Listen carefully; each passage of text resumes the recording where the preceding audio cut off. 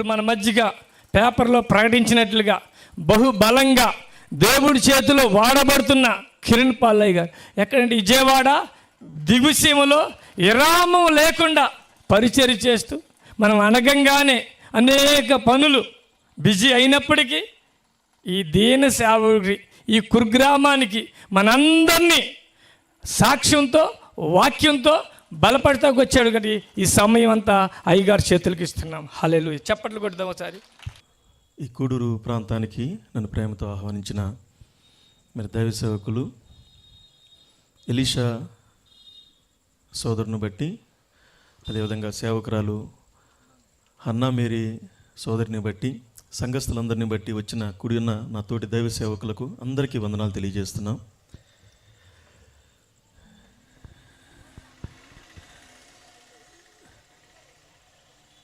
ఇలాంటి సభలు దైవ సేవకులు ఎందుకు ఏర్పాటు చేస్తారంటే,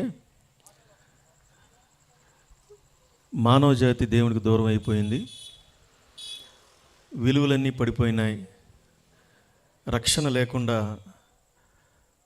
నిత్య నరకానికి మానవ జాతి ప్రయాణం అవుతుంది. ఆ నిత్య నరకానికి వెళ్లకుండా దేవుడు సంఘ వ్యవస్థను ఏర్పాటు చేశారు. ఈ సంఘ వ్యవస్థ ద్వారా సువార్త ప్రకటించాలి.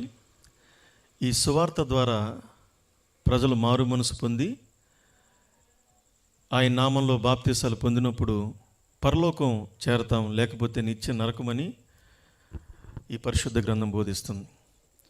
మరి ఎక్కడో ఇశ్రాయేల్ దేశంలో పుట్టిన యేసుక్రీస్తు ప్రభువారు ఈ కూడూరు మండల ప్రజలను ఎందుకు రక్షించాలి? మన భారతదేశంలో ఉన్న ప్రజలందరినీ కూడా ఎందుకు రక్షించాలి? ఇవన్నీ చూస్తున్నప్పుడు, ఆయన కార్యాలు, ఆయన ఉద్దేశాలు చూస్తున్నప్పుడు ఎంతో ఆశ్చర్యపడుతూ ఉంటాం.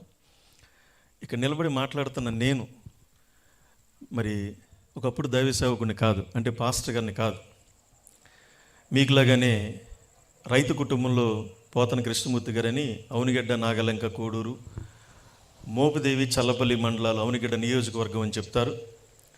ఈ అవునిగడ్డ నియోజకవర్గంలో కోడూరు మండలంలో మెయిన్ రోడ్డు పక్కన పోతన కృష్ణమూర్తి గారిని ఒక పెద్ద మనిషి ఉన్నాడు. ఆయన ఇళ్ల స్థలం వచ్చి 1.5 ఎకరాన్నర. మా తాతయ్య గారు 6 కొడుకులు కానీ ఒక్కొక్కళ్ళకి 1.5 ఎకరాన్నర ఇళ్ల స్థలాన్ని పంచి ఇచ్చారు. ఒక సినిమా హాల్ కట్టాడు. సినిమా హాల్ మీద డబ్బులు వచ్చి పడిపోతున్నాయి. 30 ఎకరం మాగాడిని కొన్నాడు. ఇంత డబ్బు వచ్చి పడిపోతుంది, ఇంకా రైస్ మిల్ కట్టాలనుకున్నాడు. రైస్ మిల్ కూడా కట్టేశాడు. మరి అన్య జనాంగంలో ఆర్థికంగా అంత సంపన్నుడు కోడూరు మండలంలో ఆయనే. ఈ కోడూరు మండలంలో 40-50 గ్రామాలు ఉంటాయి. ఆ రూరల్స్ ప్రాంతాలకి కోడూరు హెడ్ క్వార్టర్గా ఉండేది. ఆ తాతయ్య గారి పేరు పోతన కృష్ణమూర్తి. ఆయన కమ్యూనిస్టు భావాలు కలిగిన వ్యక్తి. మనందరి పల్లెటూరు కాబట్టి కొన్ని అందరికి అర్థమయ్యే భాషలో కొన్ని విషయాలు చెప్పాలని ఆశపడుతున్నాను. ఈ పల్లెటూరులో మరి ఒకప్పుడు 1980కి ముందు నేషనల్ కాంగ్రెస్ పార్టీ, అదేవిధంగా కమ్యూనిజం అనేది ఈ రెండే పోటాపోటీగా ఉండేవి, పెద్దలకు తెలుసు. తర్వాత ఎన్టీ రామారావు గారు టీడీపీ పార్టీ 80 తర్వాత పెట్టి తర్వాత అధికారంలోకి వచ్చారు. ఏదేమైనప్పుడు కూడా మా తాతయ్య గారు కమ్యూనిస్టు పార్టీ నాయకుడిగా ఉంటారు. మేము చిన్నప్పటి నుంచి చూస్తూ ఉండేవాళ్ళం. కమ్యూనిస్టు పార్టీ లక్షణాలు ఏంటంటే మార్కిజం, లెనినిజం అని మీకు కొంతమందికి తెలుసు, కొంతమందికి తెలియదు. బైబిల్ గ్రంథంలో యేసుక్రీస్తు ప్రభువారు చెప్పిన మాటలు అందరినీ సమానంగా చూడాలనే భావన కమ్యూనిస్టు పార్టీ సిద్ధాంతం. కానీ వారు ఏం చేశారంటే మార్కిజం అనే ఆయన స్థాపించిన ఆయన దానికి హింసను జోడించాడు. అవసరమైతే తుపాకులు పట్టుకోవాలి, అవసరమైతే బాంబులు పట్టుకోవాలి, పేద ప్రజలను కాపాడాలనే ఉద్దేశంతో అలా చేసేవాళ్ళు. ఇది హింస అనే పదాన్ని జోడించి ప్రపంచ మనుషులంతా, మానవ జాతి అంతా ఒకటే, 2 కులాలు, ఒకటి ధనిక కులం, 2 పేదవారు. ఈ 2 కులాలు ఉన్నాయి తప్ప ఇంక ఏ కులాలు లేవనే సిద్ధాంతాల్లో మా తాతయ్య గారు పెరిగారు. అప్పట్లోనే మా దగ్గర 4 పాలేళ్ళు పనిచేస్తూ ఉండేవాళ్ళు. మా తాతయ్య గారు ఆయన కంచంలోనే భోజనం పెట్టారు.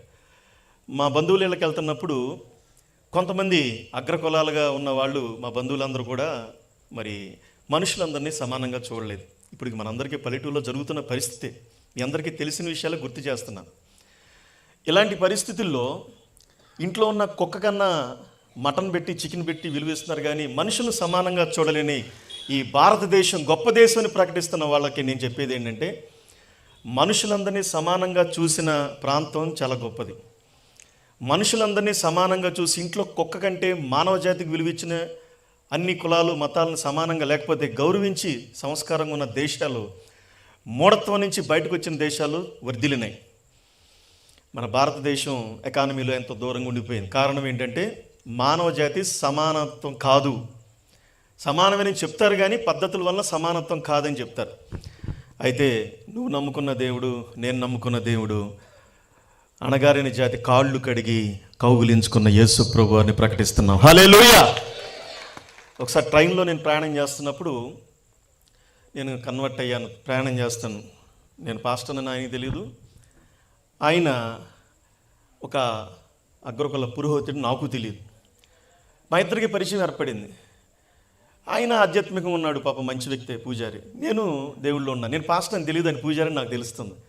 ఆయన నాకు ప్రశ్న వేశాడు. నేను హైదరాబాద్ నుంచి విశాఖపట్నం సువార్తకు వెళ్తాను. ఏమండి బ్రదర్, ప్రపంచం అంతా ఒక ఆయన వైపుకి వెళ్ళిపోతుంది అన్నాడు. నేను అడగల, అసలు ఆయన కదిపాడు నన్ను. కదిపినప్పుడు ఎవరు ఆయన అని అడిగాడు. ఆయన ఈ ప్రపంచం అంతా ఒక ఆయన దగ్గరికి వెళ్ళిపోతున్నారు, ఎవరు ఆయన అని నన్ను అడుగుతున్నాడు. నేనేమన్నానంటే, చరిత్ర తెలిసిన వాడిని, కొంచెం హిస్టరీ తెలిసిన వాడిని కాబట్టి యేసు ప్రభునా అన్న. ఎగ్జాక్ట్ బ్రదర్, ప్రపంచం అంతా ఆయన దగ్గరికి వెళ్ళిపోతుంది. 750 కోట్ల మందిలో ఈ ప్రపంచంలో ఇంచుమించు 350 కోట్లు, 150 దేశాలు క్రైస్తవ దేశాలుగా ఉండిపోయినాయి. నా మాట నా కొడుకింటలేదు, యేసు ప్రభు వారి మాట 350 కోట్ల మంది ఇప్పుడు ఇంటూ వెళ్ళిపోతున్నారని చెప్పాడు. చప్పట్లు కూడా దేవుని గారు పరిచయం. ఇది నేను చెప్తున్న భాష్యం కాదు, నేను చెప్తున్న మాట కాదు, ఆయన చెప్పాడు. మీ ఊళ్ళో గ్రంథాలయం ఉంటే గ్రంథాలయ మాస్టర్ గారిని అడగండి. ఈ ప్రపంచంలో ఎన్ని మతాలు ఉన్నాయి, ఎన్ని మానవ జాతులు ఉన్నాయి, ఎన్ని కులాలు ఉన్నాయని ఆయన నిలడితే అన్నీ చెప్పేస్తాడు. నేను చెప్పే మాట ఒక హిస్టరీ. మన మాట మన బిడ్డంటలేదు, కానీ 230, 220 పైన దేశాలుండే ఈ దేశాలన్నీ యేసు ప్రభువాన్ని నమ్ముకోవటానికి ఇష్టపడుతున్నాయి. అంటే కారణం ఏంటి అంటే, ఆయన దగ్గర ఏ పాపము లేని పరిశుద్ధమైన దేవుడు. చప్పట్లు కూడా దేవుని గారు పరిచయం. ఈ గూడూరు అనే ప్రాంతంలో చదువు లేని వాళ్ళకి సువార్త ప్రకటించడమో, ఏదో మత మార్పిడి చేస్తున్నారనే పిచ్చ ప్రలాపనది. ఆ గ్రంథాలయంలో మీకున్న పెడన్ కాన్స్టిట్యున్సీ హెడ్ క్వార్టర్కి వెళ్ళండి, హిస్టరీ మాస్టర్ గారిని అడగండి. నేను విజయవాడ ప్రాంతంలో నేను ఉంటున్నాను. పడమట్లో గ్రంథాలయం ఉంటుంది, పెద్ద గ్రంథాలయం. ఈ గ్రంథాలయంలోకి వెళ్ళి ఎక్కువ చదువుకుంటూ ఉంటా ప్రపంచంలో ఏం జరుగుతుందని. ఈ చదువుకుంటున్నప్పుడు మతాల పుస్తకం అనేది గ్రంథాలయం ఆయన అడిగితే ఇచ్చాడు. ఇచ్చిన తర్వాత అవన్నీ చూసుకుంటున్నా. పలానా జొరాస్ట్రియన్ మతం కొన్ని దేశాలు, పలానా మహమ్మదీ మతం కొన్ని దేశాలు, పలానా సిక్కు మతం కొన్ని దేశాలు అని ఇట్లా మతాల చరిత్ర అంతా రాయబడి చిట్ట చివరన క్రిస్టియానిటీ పక్కన కొన్ని దేశాలని రాయబడలా, ప్రపంచవ్యాప్తంగా వ్యాపించింది అని రాశారు. నేను రాసింది కాదు, ఎలీషా గారు రాసింది కాదు, ఇక్కడ మా తోటలుడు జాషువా పాస్టర్ గారు రాసింది కాదు, ఒక చరిత్రకారులు రాసిన మాట. ఇంకో మాట చెప్పి నేను సాక్ష్య భాగంలోకి వెళ్తాను. ఇప్పుడు ఇంత మహాపురుషుడు, శకపురుషుడు మాటలు మనం వినాలా? చెప్పండి, అందరు చెప్పండి, వినాలి. ఈరోజు మీకు చెప్పే విషయాలు అదే. 230 దేశాలు ఉన్నాయి అని చెప్పాను కదా ఇంచుమించు. ఇందులో ప్రపంచమంతా క్షేమంగా ఉండాలి, ఏ దేశం లేకపోతే ఎవరు ఫిలాసఫీ పాటిస్తే ప్రపంచాలు బాగుపడతాయి అని ఐక్యరాజ్య సమితిలో మేధావులందరూ సదస్సు పెట్టుకున్నారు. ఇది సోషల్ మాస్టర్ గారిని, పెద్ద పెద్ద తెలివి కలిగిన విద్యా పండితులు మీరు అడగండి. పెట్టుకున్నప్పుడు అందులో దాదాపు 180, 160 దేశాలు అధ్యక్షులు అటెండ్ అయ్యారంట ఇంచుమించు. అటెండ్ అయితే స్లిప్ రాసి దాంట్లో వేయాలి. నేను చెప్పేది ఏంటంటే, ఒక ఇల్లిటరేట్ పీపుల్ కాదు, చదువు లేని వ్యక్తులు కాదు, దేశాన్ని నడిపించే నాయకుడు స్లిప్ రాయాలి. ఈ స్లిప్ రాసి ఎవరి ఫిలాసఫీ మనం పాటించాలి? అరిస్టాటిలా, కార్ల్ మార్క్సా, లేకపోతే లెనిన్నా, లేకపోతే నరేంద్ర మోడీ గారిది పాటించాలా, లేకపోతే చంద్రబాబు నాయుడు గారు పాటించాలా, జగన్ గారు లేకపోతే ఇట్లా దేశాలు ఎవరు మీ ఇష్ట పేరు రాసుకోండి అని చెప్పినే దాదాపు 150 మంది పైన యేసు ప్రభు జీసస్ క్రైస్ట్ అని రాశారంట. హల్లెలూయా. ఇది నేను రాసింది కాదు, నేను చెప్పేది కాదు. ఇప్పుడు ఒక దేశాన్ని నడిపించే గొప్ప గొప్ప నాయకులు కూడా వాళ్ళు కన్వర్ట్ కాకపోయినా యేసు ప్రభు వారిని నమ్ముకుని, లేకపోతే యేసు ప్రభు వారి భావాలు, ఆయన స్వచ్ఛమైన ప్రేమ, మానవ జాతి పట్ల ఆయన చూపించిన ప్రేమ ఈ ప్రపంచానికి ఆదర్శమని దాంట్లో రాయటం జరిగింది. మరి ఇంత మహా గొప్ప శకపురుషుడు, ఆయన గురించి సువార్త ప్రకటించడానికి ఈ 3 దినాలు ఎలీషా సహోదరుడు మరి పాస్టర్ గారు మరి ఎందుకు పెట్టారు తెలుసా? ప్రపంచమంతా రానున్న తీర్పుకి సిద్ధంగా ఉంది. ఈ ప్రపంచంలో తీర్పు జరగబోతుంది, ప్రళయం రాకపోతుంది. కుటుంబాలు కాదు, లక్షల మంది, కోట్ల మంది, ఈ భూమి మొత్తం నాశనం అవడానికి సిద్ధంగా ఉంది. ఇదందరికీ తెలిసిన విషయాలే. ఇవన్నీ క్రీస్తు ప్రభువారు మొదటి శతాబ్దంలో తన భక్తుడు, తన శిష్యుడైన యోహాను ద్వారా ప్రకటన గ్రంథంలో రాయించేశాడు. ఇప్పుడు ఏం మంచి మాటలు చెప్పడానికి ఇక్కడికి వచ్చాం?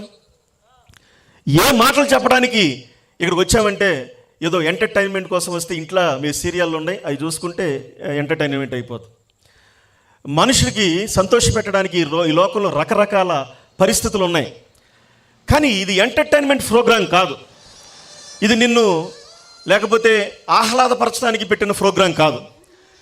నీ బాధ్యతను గుర్తెరిగి నువ్వెవరవో చెప్పి నీ స్థానానికి తీసుకుని వెళ్ళే ప్రోగ్రాం ఇది సువార్త సభ. చప్పట్లు కూడా దేవుని కనపరచండి. ఈ సువార్త సభ ముఖ్య ఉద్దేశం ఏంటంటే యేసుక్రీస్తు ప్రభువారు సృష్టికర్త అని చెప్పడానికి ఆయన ఈ లోకంలోనికి వచ్చారు. 12 మంది శిష్యుల్ని ఏర్పాటు చేసుకున్నారు. ఈ శిష్యులు ప్రపంచవ్యాప్తంగా వెళ్ళి ఈరోజు ఇన్ని వందల కోట్ల మంది యేసు ప్రభు శిష్యులై, భక్తులై, నమ్మి బాప్తిసం పొంది నిత్య పాతాళానికి వెళ్ళిపోకుండా దేవుని రక్తం నిన్ను కాపాడటానికి పెట్టిన సభ. హల్లెలూయా. మానవ జాతిని రక్షించడానికి వచ్చిన ఒక రక్షకుడు పెట్టిన సభ. అలెగ్జాండర్ అనే ఒక మహారాజు అనుకున్నాడు, ఏమని? ప్రపంచాన్ని జయించాలని కత్తి పట్టుకుని వెళ్ళాడు. చెప్పండి, ఏం పట్టుకుని వెళ్ళాడు? కత్తి పట్టుకుని పొడుచుకుంటూ ఇది బైబిల్ గ్రంథంలో తెలియజేస్తుంది గ్రీక్ మహాసామ్రాజ్యం అని. క్రీస్తుకు పూర్వం 4 మహాసామ్రాజ్యాలు ఈ భూమిని పరిపాలిస్తే అందులో మరి బాబిలోనియా మహాసామ్రాజ్యం, కల్దీల రాజ్యం వచ్చింది. మారదీయులు, పారసీకులు సంయుక్త రాజ్యం వచ్చింది. తర్వాత 3వదిగా గ్రీకు మహాసామ్రాజ్యం వచ్చిందని చరిత్రలో ఉంది. బైబిల్ గ్రంథంలో, దానియేలు గ్రంథంలో, జకర్యా గ్రంథంలో కూడా ప్రవక్తలు రాసిచ్చారు. ఈ గ్రీకు మహాసామ్రాజ్యంలో ప్రపంచ విజేతగా అనుకున్న ఆయన ఒక దోమకుట్టి చచ్చిపోయాడండి. ఎలా చనిపోయాడు? అందరూ చెప్పాలి. ఒక దోమకుట్టి చచ్చిపోయాడు.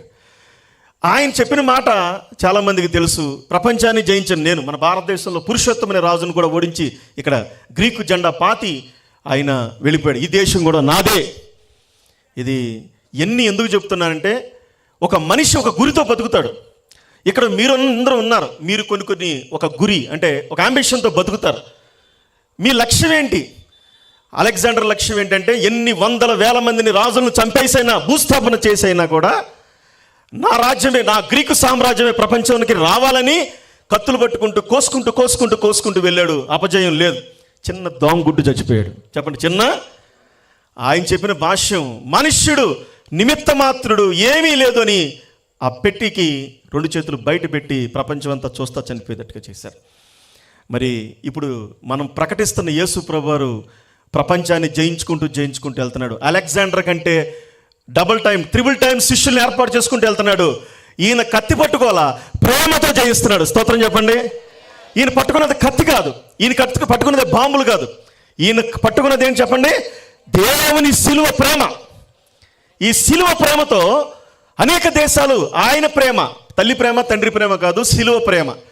దేవుడి ప్రేమ అంటే ఎట్లా ఉంటుందో ఆయన ఈ లోకానికి వచ్చి చూపించి 33.5 సంవత్సరాలు బతికి ఆయన, నీకు 80 వచ్చినా 70 వచ్చినా నువ్వు చనిపోయిన తర్వాత నీకు సమాధి కూడా కడతారో లేదో డౌటే. ఈ కూడూరులో యేసు ప్రభు వారి గురించి ప్రతి సిలువలు, కొన్ని లక్షల సిలువలు తయారు చేశారంటే, కొన్ని లక్షల కోట్ల మంది ఆయన మాట వింటున్నారంటే ఆయన ఏదో గొప్పోడై ఉంటాడు కదా. చెప్పండి, అందరూ చెప్పండి. ఆయన ఎంత గొప్పోడని చెప్పడానికి కూడా తెలుగు సాహిత్యాలు సరిపోవు. ఇలాంటి మహానుభావుడికి సువార్త ప్రకటించడానికి ఈ కూడూరు ప్రాంతంలో మరి దైవ సేవకులు ఎందుకు పిలిపించారంటే డబ్బులు ఎక్కువ ఉండి కాదు, బ్యాంక్ బ్యాలెన్స్ లేక కాదు, కరువులు ఉన్నాయి, ఆ డబ్బులు దాచుకోలేక కూడా కాదు. ప్రజలు రక్షణ రావాలి, దేవుని ప్రేమ ప్రజల్లో కుమ్మరించబడాలి. స్వచ్ఛమైన ప్రేమ ఇది. కుటుంబాలు నాశనం అయిపోతుంటే కట్టబడే ప్రేమ, దేశం ఎకానమీ దెబ్బతింటే మరి సేఫ్ జోన్లోనికి దేశాలను కాపాడే ప్రేమను గురించి ప్రకటించడానికి దైవ సేవకులు ఎలీషా గారు ఇలాంటి కార్యక్రమాలు ఏర్పాటు చేశాడు. మరి ఇప్పుడు ప్రకటిస్తున్న నేను మరి ఒక మూర్ఖంగా ఉండేవాడిని. మా తాతయ్య గారు సినిమా హాల్ కట్టాడు, రైస్ మిల్ కట్టాడని చెప్పాను కదా. మొదటి తరంలో ఆస్తిపాస్తులతో పాటు మా తాతయ్య గారు, మన పెద్దవాళ్ళు ఆస్తిపాస్తులు, నగ నట్ర, మరి పశువులు, వాటితో పాటు డబ్బు, పేరు ప్రఖ్యాతులు. చెడ్డోడైతేనేమో చెడ్డ పేరు ఇస్తాడు, మంచోడైతే మంచి పేరు ఇచ్చి వెళ్తాడు. మా తాతయ్య గారు హింసను జోడించి రౌడీయిజాన్ని కూడా వారసత్వంగా ఇచ్చాడు. ఆయన చనిపోయాడు. ఆయన చనిపోయిన తర్వాత ఆరుగురు కొడుకులుగా ఇక ఏమీ లేదు, డబ్బు ఉంది, ఏదైనా చేస్తామని ఆలోచన. వీళ్ళకి మానవత విలువల గురించి చెప్పలేకపోయాడు, దేవుని ప్రేమ గురించి చెప్పలేకపోయాడు. అంతా సభాష్ అనుకుని చనిపోయిన తర్వాత ఒక్కసారిగా మా కుటుంబాల్లో ఒక నరహత్య జరిగింది. అంటే మా 5వ పెదనాన్న నడి రోడ్డు మీద మనిషిని పొడిచి చంపేశాడు. అంటే పగలు ప్రతీకారాలు ఇలా చంపేసి ఆ కత్తి తీసుకెళ్ళి ఎస్ఐ గారికి ఇచ్చాడు, పారిపోలా. ఆ కేసులో మొట్టమొదటిసారిగా కోడూరు ఒక్కసారి ఉలిక్కిపడింది, కృష్ణా జిల్లా కూడా ఉలిక్కిపడింది. దాదాపు నేను చెప్పే మాట 30 సంవత్సరాల పైబడి మాట. మా నియోజకవర్గంలోనే అది 5 మర్డర్లో 2-3 మర్డర్గా 35 ఏళ్ల క్రితం మాట. ఆయన జైల్లోకి వెళ్ళి కూర్చున్నాడు, మా పెద్దమ్మ ఇంటికాడ కూర్చుని ఏడుస్తూ ఉంది. అందులో కానిస్టేబుల్ గారు భార్య దీవెనమ్మ గారు అద్దెకుంటున్నారు అక్కడ. అమ్మ నా మాట వినిపిస్తుందా? నాకు హమ్మింగ్ వస్తుంది, మీకు వినిపిస్తుందా? అమ్మ వినిపిస్తుందిగా? హల్లెలూయా చెప్పండి. అందులో దీవెనమ్మ గారని ఒక మంచి భక్తురాలు, ప్రార్థనా పరురాలు మా పెదనాన్నగారింటి అద్దెకుండి, మా పెద్దమ్మ పేరు లక్ష్మి. అమ్మ లక్ష్మి ఎందుకు ఏడుస్తావంటే, అయిపోయింది నా పని, నా యజమానుడు జైలుకి వెళ్ళిపోయాడు, నా యజమాని జైలుకి వెళ్ళిపోయాడు కాబట్టి ఇక నేను, ఆయన 14 ఏళ్ళు జైలు శిక్ష పడుతుందని అందరూ అంటున్నారు. బాగుంది, 14 ఏళ్ళు జైలు శిక్ష పడుతుందని అందరూ అంటున్నారు. ఇక నేను భర్త ఉండి కూడా ఒక విధవరాలుగా బ్రతకాలి, పిల్లల్ని డబ్బుండి కూడా తండ్రి లేని బిడ్డగా పెంచాలి, ఎలా పెంచాలని ఏడుస్తా కుములుతున్నప్పుడు ఆ దీవెనమ్మ గారు ఆమె సువార్త ప్రకటించింది. మా పెద్దమ్మ గారు, లక్ష్మి యేసు ప్రభు వారు ఉన్నాడంటే, అవునా అమ్మ, ఆయన దిగొస్తాడు, కానీ ఏం చేస్తే దిగొస్తాడు? మన హృదయాన్ని కుమ్మరించాలి కన్నీటితో. మన దోషాలు, పితరుల దోషాలు, పాపాలు, మనం ఈర్ష, అసూయలు, ఇవన్నీ దేవుడి దగ్గర ఎంతమందిని ఇబ్బంది పెట్టామో, ఎంతమందిని మనం బాధ పెట్టామో, లేకపోతే మనం వ్యక్తిగతంగా ఉన్న పాపాలు, పితరులు చేసిన పాపాలు, ఇవన్నీ కూడా మోకాళ్ళేసి ప్రార్థన చేస్తే ఆయన ముందు వస్తే ఆయన ఆసనుడు అవుతాడు, ఆయన నీ భర్తని జైల్లోంచి బయటికి తీసుకొస్తాడని చెప్పింది. హల్లెలూయా. నడి రోడ్డు మీద పొడి చంపేసేసి ఆ కత్తి తీసుకెళ్ళి ఎస్ఐ గారికి ఇస్తే సాక్షులతో పని లేదు, వ్యక్తుల్ని ఎట్టా బయటకు వస్తాడు? కష్టం కదా. ఈయనే చెప్పేశాడు, సరెండర్ అయిపోయాడు, అయిపోయిందని. అయితే మా పెద్దమ్మ దీవెనమ్మ గారు ఇద్దరు ప్రార్థన చేసుకుంటున్నారు. ప్రార్థన చేసుకుంటుంటే బైబిల్ గ్రంథం ఏం చెప్తుంది? మాట్లాడే దేవుడు. చెప్పండి, ఇది నిజమేనా? ఇది నిజమా కాదా అని మా పెద్దమ్మని ప్రాక్టికల్గా మోకాళ్ళేసి దీవెనమ్మ గారు వీళ్ళిద్దరు కలిసి కన్నీటితో ప్రార్థన చేస్తుంటే, సృష్టికర్త యేసుక్రీస్తు ప్రభువారు లక్ష్మి అని పేరు పెట్టి పిలిచి, నీ భర్తని బయటికి తీసుకొస్తున్నాను, నా పేరు నజరేయుడైన యేసు అని చెప్పాడంట. దేవుడు మాట్లాడాడు, దీవెనమ్మ గారు చెప్పింది కాదు, ఎవరు చెప్పింది కాదు, దేవుడు స్వరం ఉంది. అయితే బైబిల్ చెప్తున్న మాట, నమ్ముట నీవులైతే నమ్మువానికి సమస్తము సాధ్యమే అన్నట్టుగా మా పెద్దమ్మ గారి జైలుకి వెళ్ళింది. ఏమయ్యోయ్, అప్పట్లో భర్తలు ఏమనేవాళ్ళు, ఇప్పుడైతే హే రామ్, హే రామకృష్ణ, హే యలీష్ అంటున్నారు. అప్పట్లో ఏమయ్యోయ్, మళ్ళీ ఏమయ్యోయ్ అంటే పిలుస్తూ ఉండేవాళ్ళు. మా నాన్న కూడా, మా నాన్న ఏమేయ్ అని ఇట్లా ఒకళ్ళు ఏమయ్యోయ్ అని పిలిస్తే, ఏంటే లక్ష్మి అన్నాడు. జైల్లో ఆయన ఉన్నాడు, బయట ఉంది. నువ్వు బయటకు వచ్చేస్తావయ్యా. నేను బయటకు వస్తానా, పిచ్చెక్కిందేమో నీగా అన్నాడు. యేసు ప్రభు చెప్పాడయ్యా. ఏంటే యేసు ప్రభు చెప్పాడా? పాస్టర్ గారికి పిచ్చి ఎక్కువ ఉంటుంది, దీవెనమ్మ గారికి పిచ్చి ఎక్కువ ఉంటుంది, పిచ్చ మాటలు మానుకుని మెల్లకుండా ఇంటికి వెళ్ళిపో, లేకపోతే ఏమన్నా పెళ్లి చేసుకుని బతుకు అని చెప్పేశాడు. అప్పకేతలు అయిపోయినాయి. అయితే నువ్వు నమ్మినా నమ్మకపోయినా దేవుడు నాకు మాట్లాడాడు, నువ్వు బయటకు వస్తున్నావు, స్వీట్ బాక్స్ తీసుకుని వస్తున్నావు అందంట. ఏంటంట? స్వీట్ బాక్స్ తీసుకొస్తున్నావు అందంట. చెప్పి వెళ్ళిపోయింది. మచిలీపట్నంలో కేసు ట్రయల్కి వచ్చింది. మా పెద్దమ్మ ఇంటికాడ ప్రార్థన చేస్తుంది, ఈయన బోన్లో ఎక్కి నుంచున్నాడు. ఈ మా పెద్దనాన్న కూడా నరికారు, షర్ట్ తీసి ఓపెన్ చేసి ఈ పంత పైనుంచి కింద పందిని కోసినట్టు కోసారు మా పెద్దనాన్న. పందివారు అంటారే, మొత్తం కట్ అయిపోయి, సార్ నన్ను చంపబోయాడండి, నేను చంపానండి అని చెప్పాడు. ఆత్మరక్షణ చర్య కింద పాకిస్తానుడు మన భారతదేశం మీద బాంబు వేస్తుంటే, అది గనక రిపోర్ట్ తేలితే, ఆడికంటే ముందు పాకిస్తాన్ మీద మనం బాంబు వేస్తే ప్రపంచ దేశాలు మనని ఏమనవు. అది ఆయుధ ఒప్పందాలు లేకపోతే యుద్ధ ఒప్పందాలు అంటారు.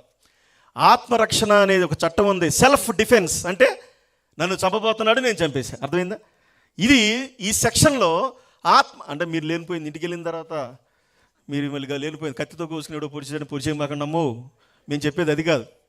ఆత్మరక్షణ చర్యలంటే మళ్ళీ లేనిపోయింది ఆడవాళ్ళకి మరీ ప్రమాదం. ఇదేదో సూత్రం చెప్పారు, జైలుకి వెళ్ళినా బయటకు వచ్చేస్తాం అనుకుంటున్నాను. లేదు, దేవుడు యేసుప్రభువు ఒప్పుకోడు. తెలియక చేశాడు కాబట్టి అక్కడ సెల్ఫ్ డిఫెన్స్ కేసులో జడ్జి గారు మచిలీపట్నం కోర్టులో ఆ కేసు నువ్వు ఆత్మరక్షణ కోసం నువ్వు ఇది నిరూపించబడింది కాబట్టి నీ కేసు కొట్టేస్తున్నాను, ఇంటికి వెళ్ళిపోమని అంట. హల్లెలూయా. మచిలీపట్నం నుంచి మా పెదనాన్న ఏసయ్య అంట కోడూరు వెళ్ళాడు స్వీట్ బాక్స్ తీసుకుని. ఇది మా 6 కుటుంబాల్లో అన్య కుటుంబాలుగా ఉన్న మమ్మల్ని, ఆ ఊళ్ళో పెత్తందారులుగా ఉన్న మమ్మల్ని, మా కుటుంబాల్లోనికి క్రీస్తు ప్రేమ ఒక నరహత్యలో నుంచి బయటకు వచ్చింది. వచ్చిన తర్వాత మా పెద్దమ్మ రోజు ప్రార్థన చేసుకుంటుంది. ఈ లోకంలో అగ్రకులాలు అన్ని కుటుంబాలు అన్న వాళ్ళు ఒక ఆడది బయటికి వెళ్ళాలంటే ఎంత కష్టం. ఈడేమో దేశం అంతా దెమ్మరల్లి తిరిగి వస్తాడు, ఇంట్లో మాత్రం గుమ్మం దాటినీడు ఆడదాని. ఇదేం జబ్బు మగవాళ్ళంటే నేను మగవాడినేలండి, స్తోత్రం. ఒకప్పుడు ఇలాగా మనుషులందరూ పార్షియాలిటీకి ఉంది. కానీ బైబిల్ ఏం చెప్తుందంటే నీ దేహానికి లింగభేదం ఉంది కానీ నీ ఆత్మకి లింగభేదం లేదు. నీ శరీరం పురుష శరీరమా స్త్రీ శరీరమా అని లింగభేదం ఉంటుంది కానీ నీ లోపల ఆత్మకి లింగభేదం లేదు. స్త్రీ ఆత్మ పురుషాత్మ ఉన్నదు ఆత్మ. చెప్పండి ఏంటది? ఇప్పుడు ఈ సృష్టి రహస్యాలన్నీ యేసుప్రభువు వారు బయట పెట్టాడు. ఇలా ప్రకటిస్తున్న నేను మూడో జనరేషన్. మొదటి తరం మా తాతయ్య డబ్బు సంపాదించాడు, రౌడీజం చేశాడు. రెండో తరం మా పెదనాన్న వాళ్ళు ఒక నరహత్య చేశారు, మర్డర్లు చేశారు, మనుషుల్ని పేకలు కోయడానికి రెడీ అయిన ఆ కుటుంబాలు ఎవరైనా మా ఇంటి పేరట పోతన కృష్ణమూర్తి గారు అంటే మీరు ఎవరైనా పెద్దవాళ్ళు ఇంటికి నిలిచిన వాళ్ళు తెలుసు. మా ఇళ్ళకి ఆడపిల్లని ఎవరెవరో నరికి కాళ్ళన్న పరేస్తారు కానీ అమ్మాయిని ఇవ్వటం ఇష్టపడరు. అలాంటి కరుడు కట్టిన కుటుంబాల్లో నేను 3వ తరం. మరి నేను ఏం చూస్తా పెరిగాను చెప్పండి? పౌరుషం, అగ్రకులం, పెత్తనం, లేకపోతే ఎవరినైనా ఏం చేసేయచ్చు, వెనకాల ఉన్నారు, డబ్బు ఉంది, ఏదైనా చేయొచ్చని ఒక అహంకారంతో పెరిగా. వాళ్ళ అహంకారంతో పెరగమని పెద్దవాళ్ళు చెప్పరు, కానీ నన్ను నడిపిస్తున్నది చీకటని ఒకప్పుడు నాకు తెలియదు. ఈరోజు నువ్వు తెలుసుకోవాల్సింది ఏంటంటే నీ జీవితాన్ని నాశనం చేసే శత్రువు పేరు సాతాను. చెప్పండి ఏంటది? ఇది ఒకప్పుడు మన పాఠశాలలో చెప్పలేదు, ఈరోజు స్కూల్స్లో అవి చెప్పరు. మరి నిన్ను కాపాడేది వెలుగు, ఆ సృష్టికర్త, నిన్ను నాశనం చేసేది చీకటి అనే సూత్రాలు నాకు తెలియదు. నన్ను ప్రేరేపిస్తుంది. నేను కూడా అదే పందాలో పొగరుతో ఈర్ష్యతో ఉంటున్న టైంలో ఎన్నో గొడవలు చేశాం. నేను కూడా మరి రాడ్లు కత్తులు తీసుకుని నా ఫ్రెండ్ని ఎవడో కొట్టాడని చెప్పేసి చల్లపల్లి రోడ్డు మీద రాడ్లు కత్తులు తీసుకుని 16 మంది మీద తెగబడిన కత్తులతో దాడి చేశాం చల్లపల్లి రోడ్డు మీద. నేను ఎందుకు చెప్తున్నానంటే ఒకప్పుడు యేసుప్రభు అని తెలియక ముందు నా జీవితం, ప్రభువుని తెలుసుకున్న తర్వాత నా జీవితం ఎలా మారిపోయింది. మీ అందరితో ఈరోజు నా భార్య పిల్లలతో ఉండడం కంటే ఇలాంటి సువార్త సభల్లో నాకు ఉండడం సంతోషం. హల్లెలూయా. ఎంత సంతోషంగా వస్తానో తెలుసా నేను సువార్త సభకి వెళ్తుంటే? ఈ సంతోషము పరలోకం నుంచి ఇచ్చిన సంతోషం. ఈ సంతోషాన్ని మీతో పంచుకోవడానికి వచ్చాను. ఆత్మ ఫలాల్లో ఒక ఫలం పేరేంటి చెప్పండి? దైవికమైన సంతోషం. ఎన్ని కష్టాలు వచ్చినా కూడా నవ్వుతూనే ఉంటాం క్రైస్తవులుగా. ఇలాంటి సంతోషాన్ని మీకు ప్రకటించడానికి, ఆ సంతోషంలో నుంచి సువార్త ప్రకటించడానికి మీ మధ్యకి ఎలీషా దైవ సేవకులను పిలిచారు. ఒక రెండు మీటింగ్స్ వారు వచ్చి ఉన్నారు. ఎక్కడెక్కడ వడ్లమన్నాడంట, నాకు ఐడియా లేదు, ఊర్ల పేర్లు కూడా మర్చిపోతున్నా. ఎక్కడ లేళ్లగరువు అని, గూడూరు అని కొన్ని సువార్త సభల్లో వారు వర్తమానం వినడానికి వచ్చి అప్పుడు నన్ను కలిశారు. వారిని కూడా మర్చిపోయాను, నాకు మతిమరుపు ఎక్కువ ఉంది. మర్చిపోయిన తర్వాత అన్న ఇట్లా వచ్చాను, మీ దేవుడు మీకు ఇచ్చిన ఆలోచన విన్నాను, మా ప్రాంతం రావాలి అని దాదాపు 2 నెలల కింద 3 నెలల క్రితమో డేట్ అడిగి తీసుకున్నాడు ఆయన. తప్పకుండా వస్తానని చెప్పేసి మాట్లాడి అప్పటి నుంచి ప్రార్థన చేస్తున్నాను. మరి దేవుడు మహాకృపను బట్టి మిమ్మల్ని అందరినీ చూడటానికి ప్రభు నాకు ఇచ్చిన మరి కృపను బట్టి నేను ఎంతగానో సంతోషిస్తున్నాను. ఈ కేసులో నేను వెళ్ళి జైల్లో పడ్డాను. చెప్పండి నేను కూడా అనేక మంది నేను అటాక్ చేసిన వాళ్ళందరూ ఐసీలో బందర మచిలీపట్నం ఐసీలో ఉన్నారు. ఎందుకంటే తల్లిదండ్రులుగా బిడ్డలకు ఇవ్వాల్సింది ఏంటి? డబ్బు, ఆస్తిపాస్తులు, నగానట్ర, లేకపోతే ఇళ్ల స్థలాలు, ఇవన్నీ బాధ్యతగా ఇవ్వండి. కానీ వీటన్నిటికంటే మీ బిడ్డలకి యేసు ప్రభు అని కనుక గిఫ్ట్గా ఇవ్వగలిగి తరతరాలు మీ కుటుంబాల్లో ప్రేమ వర్షం కురిపించబడుతుంది. లేకపోతే మీ కుటుంబాలు మీ కళ్ళ ముందే అన్నదమ్ములు కొట్టుకోవటాలు, డబ్బు కోసం, డబ్బు ఎంతమందినే చేస్తుంది, దూరం అన్నదమ్ములు కొట్టుకోవటాలు, లేకపోతే అనేక మంది జీవితాలు నాశనం చేయడానికి డబ్బు కారణమవుతుంది. ఇది మీరు గుర్తుపెట్టుకోమని తెలియజేస్తున్నాను. కాబట్టి ఈ సమయంలో మరి అలాంటి స్టైల్లో నేను జైల్లోకి వెళ్ళి పడ్డాను. చెప్పండి నేను ఎక్కడికి వెళ్ళి పడ్డాను? నేను వాక్య భాగంలోకి వెళ్తాను. ఒక 5 నిమిషాలు చెప్పేసి, దేవుడు మహాదేవుడు, మన దేవుడు ఎవరు? సర్వలోకానికి సృష్టికర్త, నన్ను ప్రేమించి నా కోసం ప్రాణం ఇచ్చిన దేవుడు, నన్ను రక్షించడానికి ఆయన ఎంతమందిని వాడుకున్నాడో. 3 తలకాయలు నరికేశాడు బాబురావు అని నాగలంగ మండలంలో తలకడిలో మటలు జరిగినాయి. ఆయన నా పక్కన కూర్చుని బైబిల్ చదువుకుంటున్నాడు, నేను జైల్లో ఉన్నా. నేను అన్నాను, బాబురావు ఏమయ్యా బయటికి వెళ్ళావు, మనుషులను చంపొచ్చావు, మళ్ళీ యేసుప్రభు భక్తుడువా నువ్వు అని తిడుతున్నా. నా పేరు కృష్ణ, ఒకప్పుడు కృష్ణ గారండి. నేను యేసుప్రభుని సరిగ్గా నమ్ముకోలేదండి. మరి జైల్లో వచ్చినాక 3 మర్డర్లు చేసినాక నా మనసు బాగోలేదండి. నేను బైబిల్ చదువుకుంటున్నాను, కానీ యేసుప్రభు వారి ప్రేమ ఎంత గొప్పదో కృష్ణ గారండి అని చెప్తున్నాడు. సువార్త చెప్తున్నాడు. ఎందుకంటే జైల్లో ఆళ్ళు మేము తప్ప ఎవరు ఉంటాం చెప్పండి. ఇటు పక్కనే మోపిదేవి మండలం అని అవనిగడ్డ నియోజకవర్గం ఒక మండలం ఉంది. ఆ మండలంలో ఒక మనిషిని చిన్న అరటి తోటలు ఉంటాయి చూసారా, అరటి తోటల్లో కొంతమంది దొంగతనానికి వెళ్ళి ఎవర్రా అని చెప్పేసి పరిగెత్తుకుంటూ వస్తుంటే ఈ 5గురు కలిసి చౌదరి గారిని చంపేశారు, అరటి తోట చౌదరి గారిని. ఈ 5గురు కూడా నా జైల్లో పడ్డారు. జైల్లోకి వెళ్ళి నాకు విచిత్రమైన అనుభవాలు. నువ్వెవరిని పొడిచి వచ్చా, నువ్వెవరిని చంపొచ్చా, మా జైలు వెళ్ళంగానే పప్పు చెప్ప బొచ్చి ఒకటి ఇచ్చారు. క్యూలో నుంచోవాలి. ఎందుకు వచ్చిన కర్మరా, ఏం చేశానరా, నేను ఎందుకు ఇట్లా కత్తులు పట్టుకుని హత్యలు చేయడానికి తిరుగుతున్నాను, ఎందుకని నాకు జైల్లో 4 గోడల మధ్య ఆలోచనలు వస్తున్నాయి. పెళ్ళి కూడా అవలా, 23 ఏళ్ల క్రితం మాట మీకు చెప్పేది, 2003 సంవత్సరంలో నేను చెప్పిన మాట. ఆ పరిస్థితుల్లో లోపల ఎన్నో విచిత్రమైన అనుభవాలు నాకు ఎదురైనాయి. ఎందుకంటే ఈ భూమి మీద దాదాపు 80 లక్షల జీవరాశులు పైన ఉన్నాయి. ఈ జీవరాశులన్నింటిలో మానవుడు ఒక జీవరాశి, అంటే నువ్వు ఒక జాతి. మరి ఇన్ని జీవరాశుల్లో మానవుడికి ఒక్కడికే ఆలోచించే మేధస్సు, అంటే వాటికి బుద్ధి లేదు, మనకి బుద్ధి ఉంది. కానీ మనం కూడా పశువుల్లాగా మారిపోయాం. కారణం ఏంటో తెలియదు, ఎందుకు పుట్టామో తెలియదు. ఈ 80 లక్షల జీవరాశుల్లో ఎందుకు ఇట్లా బ్రతుకుతున్నామో, ఉత్కృష్టమైన జన్మ బతుకుతున్నామో తెలియదని అర్థం కాని ప్రశ్నలతో జైల్లో గడుపుతున్నప్పుడు అక్కడ కూడా ఈ మోపిదేవి మర్డర్ కేసు ముద్దాయి భానుప్రసాద్ వీళ్ళందరూ టీడీపీకి సంబంధించిన పార్టీలో ఉండి మర్డర్ చేశారు. మరల ఇంకో మాట చెప్పేసి నేను ముందుకెళ్తా. ఏకనూరు అనే ప్రాంతంలో అప్పటికే లైఫ్ అనుభవిస్తున్నాడు గురువేక శివరావు గారు అని. మరి ఏకనూరు అనే ప్రాంతంలో మీకు తెలుసు పెద్దవాళ్ళకి 5 తలకాయలు నరికేసి అది లంకలో తీసుకెళ్ళి ఫ్రై చేశారంట. తలకాయలు ఏం చేశారమ్మా, చేప ఫ్రై మీకు తెలిసాము.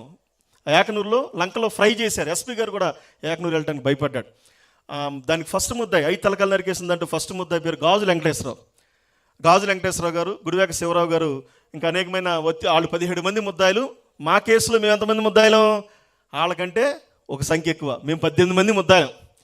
ఇప్పుడు మేము లోపలికి వెళ్ళిన తర్వాత వాళ్ళు ఎవరో నాకు తెలియదు, మాకేవలేదు. ఈ నాగలంక మర్డర్ కేసు ముద్దాయిలు, ఏకనూరు మర్డర్ కేసు ముద్దాయిలు, తర్వాత ఘంటసాల మండలం అని ఒక మండలం, ఒక ఆడామి జైల్లోకి వచ్చింది. ఆమె ఏం చూసి వచ్చిందంటే అక్రమ సంబంధం పెట్టుకుని భర్తనంట చంపేసి తూములో పెట్టిందంట. తూములో ఆడవాళ్ళు మొయ్యలేరు అంటారండి, మోసుకుని వెళ్ళిపోయి తూములో పెట్టిందంట భర్తని. తూములో పెట్టిన తర్వాత కింద రైతుకి నీళ్ళు రావట్లా. ఏమ్మా కింద రైతుకి నీళ్ళు రాకపోతే ఏం చేస్తారు, రైతు అన్నీ తీర్త పొడుచుకుంటూ వస్తుంటే శవం బయటపడింది ఘంటసాల మండలంలో. ఆ కేసులో ఒక తల్లిని పలకరించా. ఒకడు నువ్వెందుకు వచ్చావరని ఒకడిని అడిగితే దొంగతనం చేసి వచ్చానన్నాడు. మా జైల్లో మాకు బొలుపు పోతే సూపరింటెండెంట్ దగ్గరికి వెళ్ళిపోయి అక్కడ బొలుపు దొంగతనం చేసి బుడ్లో పెట్టుకొచ్చి మాకు వచ్చి బిగించాడు. జైల్లో కూడా దొంగతనం. నేను అనుకున్నాను, ఈ జన్మేంట్రా ఉత్కృష్టమైన జన్మ. 80 లక్షల జీవరాశుల్లో మానవుడు ఒక్కడే ఉత్కృష్టమైన జన్మ ఎందుకు బతుకుతున్నాడు, మనశ్శాంతి లేకుండా బతుకుతున్నాడు.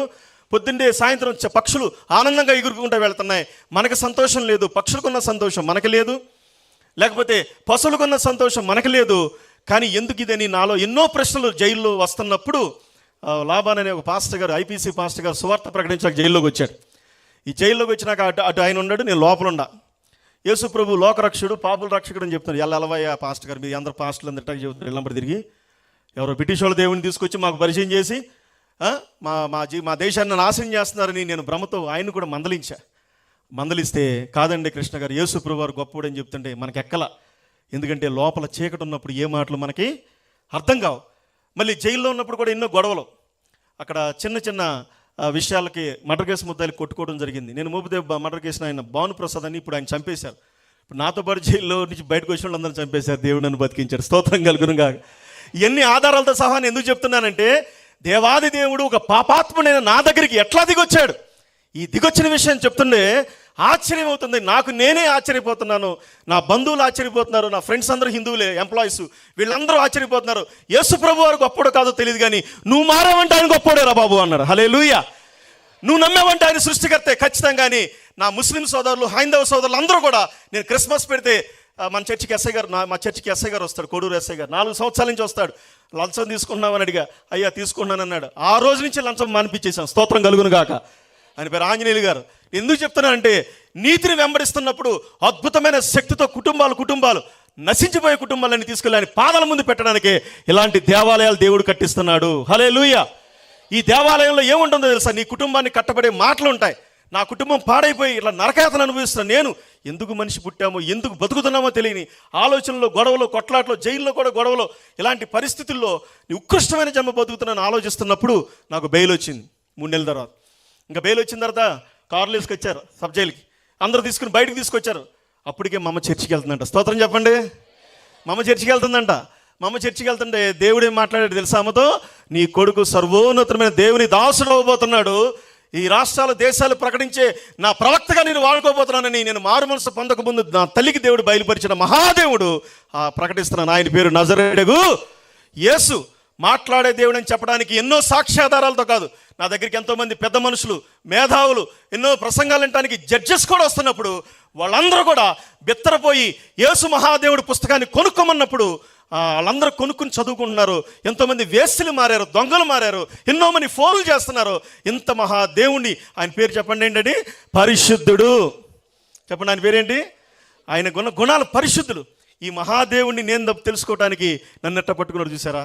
నేను జైలు నుంచి బయటకు వచ్చినాక కత్తులు తయారు చేసుకుంటాకి పిట్టలంక అనే ప్రాంతంలో 2 కత్తులు, అంబాసిడర్ కార్లు ఉంటే 2 కత్తులు తయారు చేసుకున్నాను. వరకుటి వేణు అని మా బాబాయ్, ఒరే బాబాయ్, ఇక మన జీవితం ఇది ఒక పద్మవ్యూహం లాంటిదే, బయటికి వెళ్తే ఇంక లేదు, ఇంకా మరి అనేకమైన మన జీవితం అంతా రౌడీజంతో బ్రతకడమే, కాబట్టి కత్తులు కారులో పెట్టుకుంటా తిరుగుదామని కత్తులు తయారు చేసుకుని కారులో పెట్టుకుని అవనిగడ్డ సబ్ జైలుకి, కోర్టులకి, దాదాపు మేము జైల్లో ఉన్నప్పుడు మమ్మల్ని అరెస్ట్ చేయడానికి వచ్చిన సిఐ గారు, చలపల్లి శ్రీయ్య గారు, వీళ్ళందరూ కూడా పెద్ద పెద్ద నాడు తుపాకులతో, రివాల్వర్లతో వచ్చారు. పెద్ద ఏదో రాష్ట్ర ముఖ్యమంత్రిని అరెస్ట్ చేసినట్టుగా ఈ బొడ్డోని అరెస్ట్ చేయటానికి. ఎందుకు? వీడు మామూలుడు కాదురా, మండలాలు దాటుకుంటూ వెళ్ళాడు, వీడు పెద్ద ఉగ్రవాదం అవుతాడేమో లేదా ఇంకోటి అవుతాడని ఎంతోమంది చెప్తే వాళ్ళు పెద్ద గన్లో మిషన్ గన్లు వేసుకొచ్చి అవనిగడ్డ మూర్తి హోటల్ ఉంటుంది, అక్కడ మేము భోజనం చేస్తుంటే బయట గన్మాన్స్ మమ్మల్ని అరెస్ట్ చేసిన గన్మాన్స్. ప్రపంచం అంతా ఏమనుకుంటుందంటే మా ఊళ్ళో వీళ్ళ పని అయిపోయింది. ఏం పని? వీళ్ళు జైలుకి వెళ్ళిపోతారు, బయటికి రారు, వీళ్ళ నాశనం అయిపోతారని మా శత్రువు కనబడుతుంది, సంతోషం, అందరూ సంతోషిస్తున్నారు. కానీ యేసు ప్రభువారు నన్ను బట్టి ఈయన కాపాడాలని కన్నీరు కారుస్తున్నాడు పరలోకం నుంచి. హల్లెలూయా. ఆ మహాదేవుడు ఇక నేను జైల్లో బయటకు వచ్చి కత్తులు తయారు చేసి ఇంట్లో పెట్టుకుంటే మనశ్శాంతి ఉంటుందా? ఏంట్రా బాబు, అసలు మనస్ఫూర్తిగా నవ్వి చాలా కాలం అయిపోయింది. మరి వాయిదాలకు వెళ్తున్నప్పుడు కత్తులు తీసుకెళ్తున్నాం, 18 మంది ముద్దాలు వాయిదాలకు వెళ్తున్నా, కోర్టు దగ్గర ఆడేమో పొద్దున వాయిదా అయిపోకుండా డబ్బులు అడుగుతున్నాడు. ఎవరండి? ఆ ఫ్యూను. అది గవర్నమెంట్ జీతం చాలదంట, వెళ్ళినప్పుడల్లా మేము 10,000 కట్టాలంట. నేను కట్టనన్నా, అయితే సాయంత్రం వరకు ఉండన్నాడు. అమ్మా అంటే వాయిదాలు పొద్దున వేయకుండా సాయంత్రం వేసాడు, ఆయన చంపేద్దాం అనుకున్నాం. ఇట్లా మూర్ఖతరమైన ఆలోచనలతో, చీకటి ఆలోచనలతో ఉంటాను నేను. మరి ఒకరోజు అర్ధరాత్రి పూట ఈ 18 మంది ముద్దాయిలు, తల్లులు, భార్యలు లేకపోతే ఉంటారు కదండి, మా భర్తను ఎందుకు తీసుకెళ్ళావు, మీరు డబ్బులు ఉన్నవాళ్ళు మా భర్తని ఎందుకు తీసుకెళ్ళావు, మీరు జైలుకి వెళ్ళినప్పుడు 3 నెలలు మా ఇంట్లో బియ్యం లేవు, నా పిల్లలకి పాలు లేవు అని చెప్పేసి ఒక తల్లి వచ్చి నన్ను శపించి వెళ్ళింది. ఇంకొక భార్య వచ్చి ఇలా తిట్టి వెళ్ళిపోయారు. అప్పుడు అనిపించింది మా అమ్మతో, అమ్మ నేను చాలా తప్పు చేశాను, చాలా ఘోరమైన తప్పు చేశాను, మాకందరికీ కూడా 10 ఏళ్ళు జైలు శిక్షలు పడతాయంట కాబట్టి అని చెప్పి అన్నప్పుడు అమ్మ అప్పుడు అంది, అయ్యా ప్రార్థన చేద్దామంది. చెప్పండి ఏముంది? అప్పుడు కూడా తిట్టా, ప్రార్థన అంటావు, నోరు మూసుకో, నా పని అయిపోయింది అని చెప్పి ఇక నాకు సంతోషం కావాలంటే ఒకే ఒకటి, ఆత్మహత్య. ఏంటది? మనశ్శాంతి లేదు. పాప భీతి, పాప భయం అనేది మరి సామెతలు 5లో అంటాడు, పాపం మనుషుల్ని బంధిస్తుంది, పాపం చేసేవాడికి నెమ్మది కలగదు. ఎన్నో వందల వాక్యాలు దేవుడు రాయించాడు. నెమ్మది లేకుండా, నిద్ర పట్టకుండా బతుకుతున్నప్పుడు ఒకరోజు అర్ధరాత్రి చనిపోదాం అనుకున్నప్పుడు మంచం మీద పడుకొని చూస్తున్నా ఎలా చనిపోవాలి ఆలోచిస్తున్నా. చీక ఎట్ల కొట్ట చనిపోదాం అని చెప్పి లెగుస్తున్నప్పుడు ఆకాశం నుంచి కొలుగొచ్చి నా మంచం చుట్టూ తిరగడం ప్రారంభించింది. హల్లెలూయా. చప్పట్లు కూడా దేవుని కనపరచండి. ఇది కాకమ్మ కథలు కాదు, బాలమిత్ర కథలు కాదు. ఇంత అద్భుతంగా కనిపించింది. మా అమ్మ నన్ను లెగ్గొట్టాను, అదికుండా ముస్లిమ్స్ని లెగ్గొట్టాను, వెలుగు నన్ను వచ్చి ఆపేసింది. మా అమ్మ అంది, ఎక్కడికి వెళ్తున్నారు అంది. చచ్చిపోటకి వెళ్తున్నాను. మా అమ్మ నా కాళ్ళు పట్టుకుని ఏడ్చింది. చచ్చిపోటకి వెళ్ళటం ఏంట్రా, మనుషులను కళ్ళు కప్పొచ్చు, దేవుడు వచ్చి ఆపాడు అనగానే అప్పుడు యేసు ప్రభువారు చనిపోటకి వెళ్తుంటే ఆపుతాడా, మన బాధలు వింటాడా అని నేను ఇక ఆ ఆత్మహత్యను విరమించుకుని చర్చికి వెళ్ళటం ప్రారంభించాను. ఇప్పుడు ఎట్లా వెళ్తున్నాను చెప్పండి? చర్చికి వెళ్తున్నప్పుడు పాస్టర్ గారిని ఒకప్పుడు తిట్టాను, కొట్టబోయాను. మా ఇంటికి వచ్చేస్తే నేను చంపేస్తానన్న నేను బండి తీసుకెళ్ళి గుమ్మానికి గుద్దిని నేను చర్చిలోకి వెళ్తుండే మీ అమ్మ రాలేదే అని చెప్పేసి కంగారు పడుతూ వచ్చాడు. మా అమ్మ కోసం కదండి, నేను మంచి మాటలు వినడానికి వచ్చాను, మీరు వాక్యం చెప్పండి నేను కూర్చుంటాను అని చెప్పి లోపల వాక్యం ఉన్న తర్వాత పరిశుద్ధ గ్రంథంలో మనము ఎవరమో దేవుడు చెప్పాడు నాకు. ఎవరు మనం? పాపులం. అందరూ ఎవరు చెప్పండి? మానవ జాతి మొత్తం పాపులమని డిక్లేర్ చేశాడు దేవుడు, సర్టిఫికేట్ ఇచ్చాడు. ఖచ్చితంగా పాపులమే. కొంతమంది బయటపడ్డ పాపులు ఉంటారు, కొంతమంది బయటపడని పాపులు ఉంటారు, అంతే. అందరూ పాపులమే. ఇలాంటి పరిస్థితుల్లో నేను నా కర్తవ్యాలు గుర్తు చేస్తున్నాడు. ఒకరోజు ప్రార్థన చేస్తున్నప్పుడు తెలియకుండా ఏడుపు రావడం ప్రారంభించింది. అందరినీ ఏడిపించి నేను ఏడవడం ప్రారంభించాను. అందరినీ బాధపెట్టి నేను, అనేక మందిని కత్తులతో దాడి చేసి నేను, దేవుడు నా హృదయాన్ని కోస్తున్నాడు ప్రార్థనతో. కన్నీడు నాకు తెలియదు, పాస్టర్ గారు చెప్పారు, ఏడుస్తున్నానంట. మీరందరూ చర్చికి వెళ్తే ఒక గంట ఉంటారో లేదు తెలియదు. నేను వెళ్ళిన పాస్టర్ గారిని అడగండి, ప్రతిరోజు చర్చిలో 5-6 గంటలు గడిపాను. దేవుడితో ఒక శక్తివంతమైన సంబంధం కలిగాను. పరలోకంతో, దేవుడితో, ఆయన దూతలతో ఒక శక్తివంతమైన సంబంధం కలిగి ఉన్నప్పుడు ఆ పరలోకం నుంచి వచ్చిన సంతోషము ఈ లోకంలో తల్లి ఇవ్వలేదు, తండ్రి ఇవ్వలేడు, బంధువులు ఇవ్వలేదు, ఆస్తిపాస్తులు ఇవ్వలేదు, ఎవరు ఇవ్వలేదు. ఆ మహాదేవుడు నాకు ఇచ్చాడు. ఇంత గొప్ప రక్షణ నాకు ఇచ్చినందుకు ఆ దేవుని స్తుతిస్తున్నాను. మీరు కూడా స్తుతించండి చప్పట్లు కొట్టి. ఇప్పుడు నా ముందున్న కర్తవ్యం ఏంటంటే, నేను మారు మనసు పొందాను, పాప క్షమాపణ పొందాను. ఇప్పుడు కత్తులు ఏం పట్టుకోకూడదంట. చర్చికి వెళ్ళేవారు కత్తులు పట్టుకోవచ్చండి. ఎలీషా గారి పారిపోయాడా ఇటుండరా అంటే ఈ ఊరోళ్ళు మిమ్మల్ని ఎవరు ఏమనరండి, నేనున్నా. ఎందుకంటే నేను గౌరవంగా మాట్లాడుతున్నా. హల్లెలూయా. ఈ ఊరు పెద్ద మనుషులు దేవుడు ఆశీర్వదించును గాక. ఎలీషా గారిలో దేవుడు బలమైన ధైర్యం కుమ్మరించబడును గాక. అంటే ఏం లేదండి, చాలామంది ఒకసారి నక్సలైట్ల దగ్గర సువార్త ప్రకటించడానికి వెళ్తే ఆ పాస్టర్ గారు, పిలిచిన పాస్టర్ గారు స్లిప్ రాసి ఇచ్చాడు. అయ్యా మీరు అద్భుతంగా మాట్లాడుతున్నారు, బాగానే ఉంది, పక్కన నక్సలైట్లు వచ్చి కూర్చున్నారు అయ్యా అన్నాడు. అనగానే మాట్లాడితే స్లిప్ వచ్చింది. దాచేపల్లి ప్రాంతంలో, గుంటూరు జిల్లాలో ఆ స్లిప్ వచ్చినప్పుడు అప్పుడు పౌలు పరివర్తన గురించి మాట్లాడుతున్నాను. వాళ్ళు కూడా నక్సలైట్లు వచ్చి వాక్యం వినిలేరు. ఆ పాస్టర్ గారిని ఏమలేదంట, ఎవరో రాత్రి వచ్చాడు మంచి మాటలు చెప్పాడు అయ్యా అన్నాడు. హల్లెలూయా. కాబట్టి దేవుడు ఎలీషా గారికి దీర్ఘాయుష్షు ఇచ్చును గాక. కాబట్టి ఇలాంటి పరిస్థితుల్లో దేవుడు, ఇప్పుడు నాకున్న కర్తవ్యం ఏంటంటే ఆయుధాలు ధరించకూడదు, తీసేయండి ఆయుధాలు. ఇప్పుడు మన కాపాడటానికి దేవుడు కునుకడు, నిద్రపోడు. ఇక కోర్టులు వాయిదాలకు వెళ్తున్నప్పుడు ఆయుధాలు లేకుండా వెళ్తున్నాం, బాగా బాధగా ఉంది, చంపుతారేమోనని భయం కూడా లేదు, పోతాం, పెళ్లిగా కాలేదులు అని యేసుప్రభు వారు ఇచ్చిన సంతోషంతో వస్తున్నాం. 3 ఏళ్ళు కోర్టులు తిరుగుతూ ఉన్న టైంలో మధ్యలో యేసుప్రభు వారు చెప్పిన రక్షణ, అంటే ఇంత గొప్ప రక్షణ నువ్వు నిర్లక్ష్యం చేయొద్దు అనగానే నేను 60 సంవత్సరాల తర్వాత బాప్తిసం పొందాం అనుకున్నాను. ఎందుకు?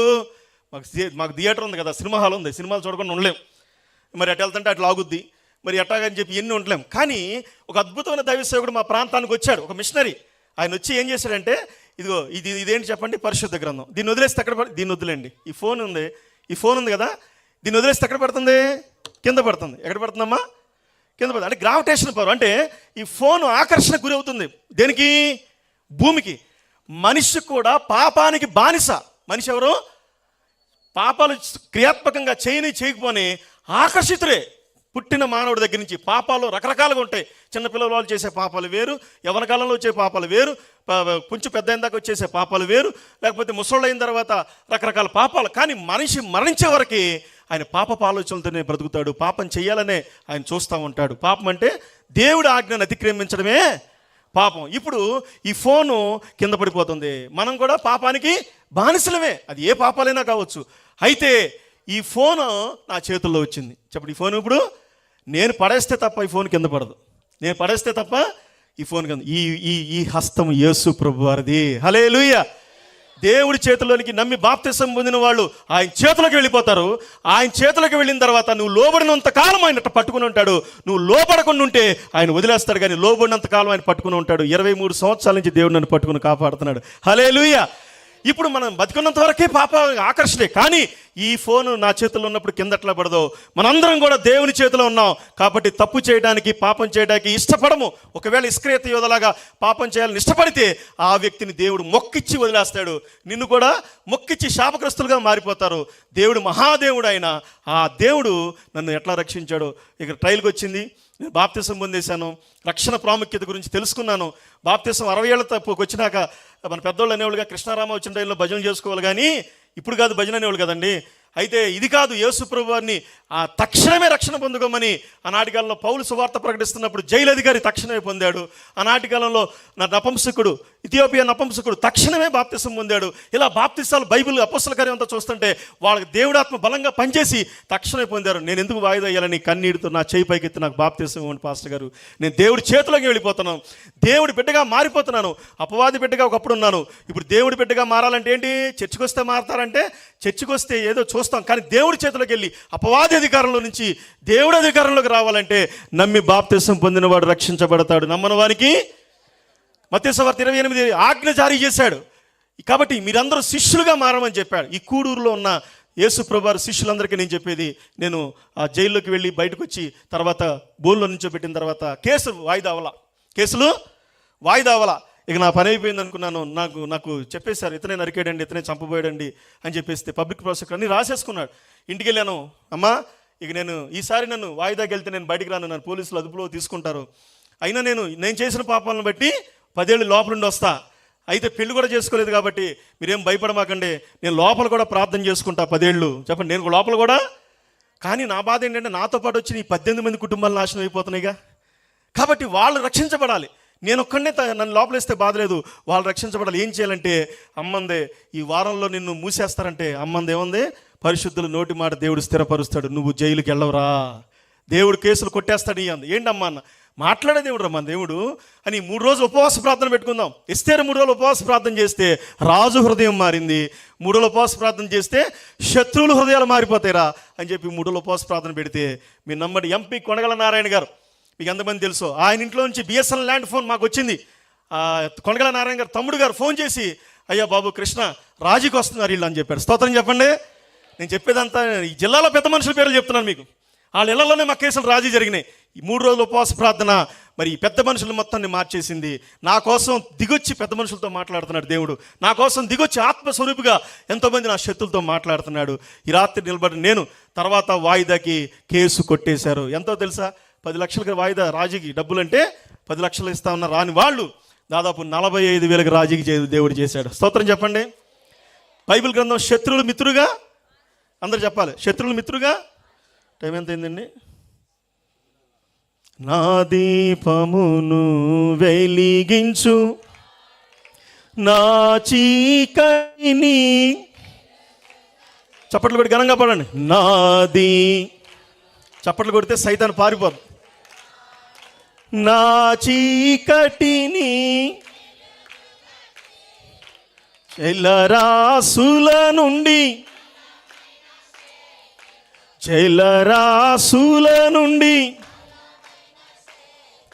వెలుపల చేర్చిన, పడండి, వెలుపల చేర్చిన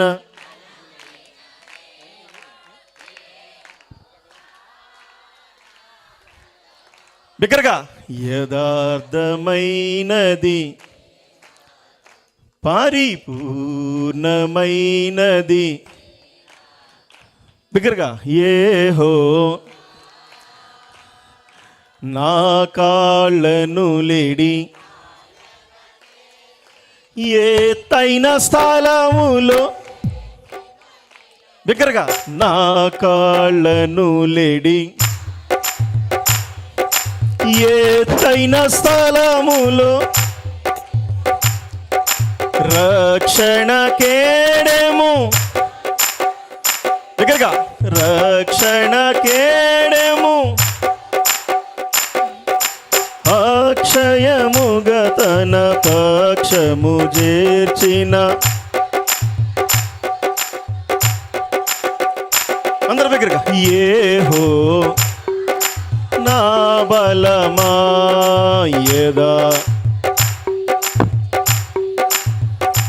పరిపూర్ణమైనది యెహోవా. హల్లెలూయా. దేవుడు మహాదేవ వల్ల నాకు రక్షణ ఇచ్చాడు. నా కేసుని కొట్టేసిన తర్వాత నా సంతోషం అవధులు లేవు. మా మండలంలో ఇప్పటికి 40 సభలు పెట్టాను. ఆరాక్య మూర్తి గారు అందులో ఒక సభలోకి వచ్చారు. ఇలాగ ఎన్నో సభలు పెడతా దేవుడి కోసం ఒక పిచ్చివాడిగా మారిపోయాను. బాప్తిసం పొందిన తర్వాత రోడ్డు మీద వెళ్ళే వాళ్ళందరూ రే ఆగండ్రా, యేసుప్రభు నమ్ముకుని నేను చెబుతున్నా, ఒక బాబు వీడు ఎదురుతున్నాడు నాయన అని చెప్పి పక్కకు తిప్పి పారిపోయేవాళ్ళు. కానీ నేను మాత్రం సిగ్గుపడేవాడిని కాదు.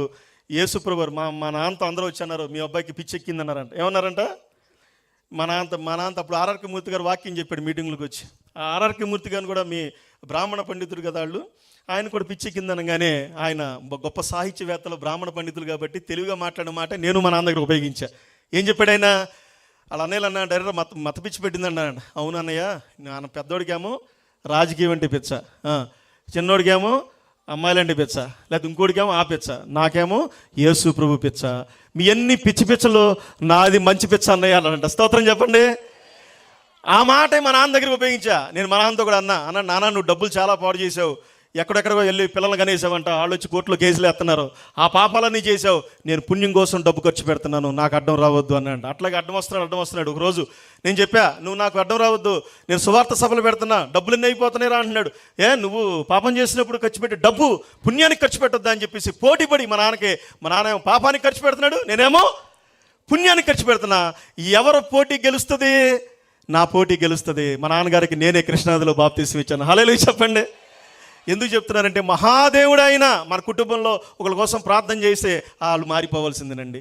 మా అమ్మ ఒకరి గురించి ఉపవాసం ఉండి ప్రార్థన చేస్తే వాళ్ళు 2-3 సంవత్సరాలు మారిపోవాలి, తప్పదు. మా ఇంట్లో ముస్లింలు ఉన్నారు, వాళ్ళ కోసం ప్రార్థన చేస్తే వాళ్ళు మారిపోయారు. హైదరాబాద్ బెరాక యేసుపదం గారి దగ్గర వాళ్ళు బిలీవర్స్గా ఉన్నారు. మహా అద్భుతాలు చేసే దేవుడు ఈ కూడూరు ప్రాంతాన్ని రక్షించడానికి ఆయన వచ్చిన గొప్ప రక్షకుడు. చప్పట్లు కూడా దేవుని కనపరచండి. వాక్య భాగంలోకి వెళదాం. చూడండి, అపోస్తలుగా ఇక్కడ దేవుని వాక్య భాగంలోకి ఒకసారి మనం ధ్యానం చేసుకుందాం. లోకాసు వార్త తెరవండి. లోకాసు వార్త 8వ అధ్యాయము 1వ అధ్యాయము. మనం ఒక అరగంట వాక్యాన్ని కూడా విందాం. వాక్యం మన జీవితంలో మారుస్తుంది. మీరందరూ అటు ఇటు తిరగొద్దు, చక్కగా కూర్చోండి, దేవుడు మనతో మాట్లాడదు గాక.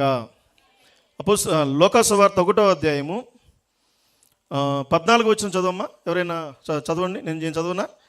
అతడు లోకాసు వార్త 1వ అధ్యాయం 14 వచనం. అతడు ప్రభు దృష్టికి గొప్పవాడై ద్రాక్షరసమైనను మద్యమైనను త్రాగక తన తల్లి గర్భమున పుట్టినది మొదలుకుని పరిశుద్ధాత్మతో నిండుకునిన వాడై ఇశ్రాయేలీలలో అనేకులను ప్రభువైన వారి దేవుని వైపుకి త్రిప్పును. మరియు అతడు తండ్రుల హృదయమును పిల్లల తట్టుకును అవిధేయులను నీతిమంతుల జ్ఞానము అనుసరించుటకు త్రిప్పి ప్రభువు కొరకు ఆయత్తబడి ఉన్న ప్రజలను సిద్ధపరచుటకై ఏలియా యొక్క ఆత్మయు శక్తియు గలవాడై ఆయనకు ముందుగా వెళుచు కనుక నీకు సంతోషమును మహా ఆనందమును కలుగును. చాలు చూడండి, మనకి సంతోషము మహా ఆనందము. యేసన్ గారు అనుకుంటా ఒక పాట రాసుకుంటాడు. ఆనందమే పరమానందమే ఆశ్రయపురమైన యేసయ్యా నీలో ఆపత్కాలములన్నిటిలో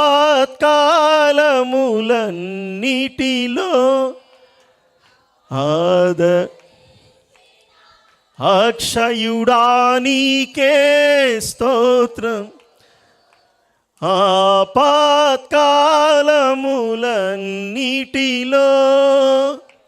ఆదరించిన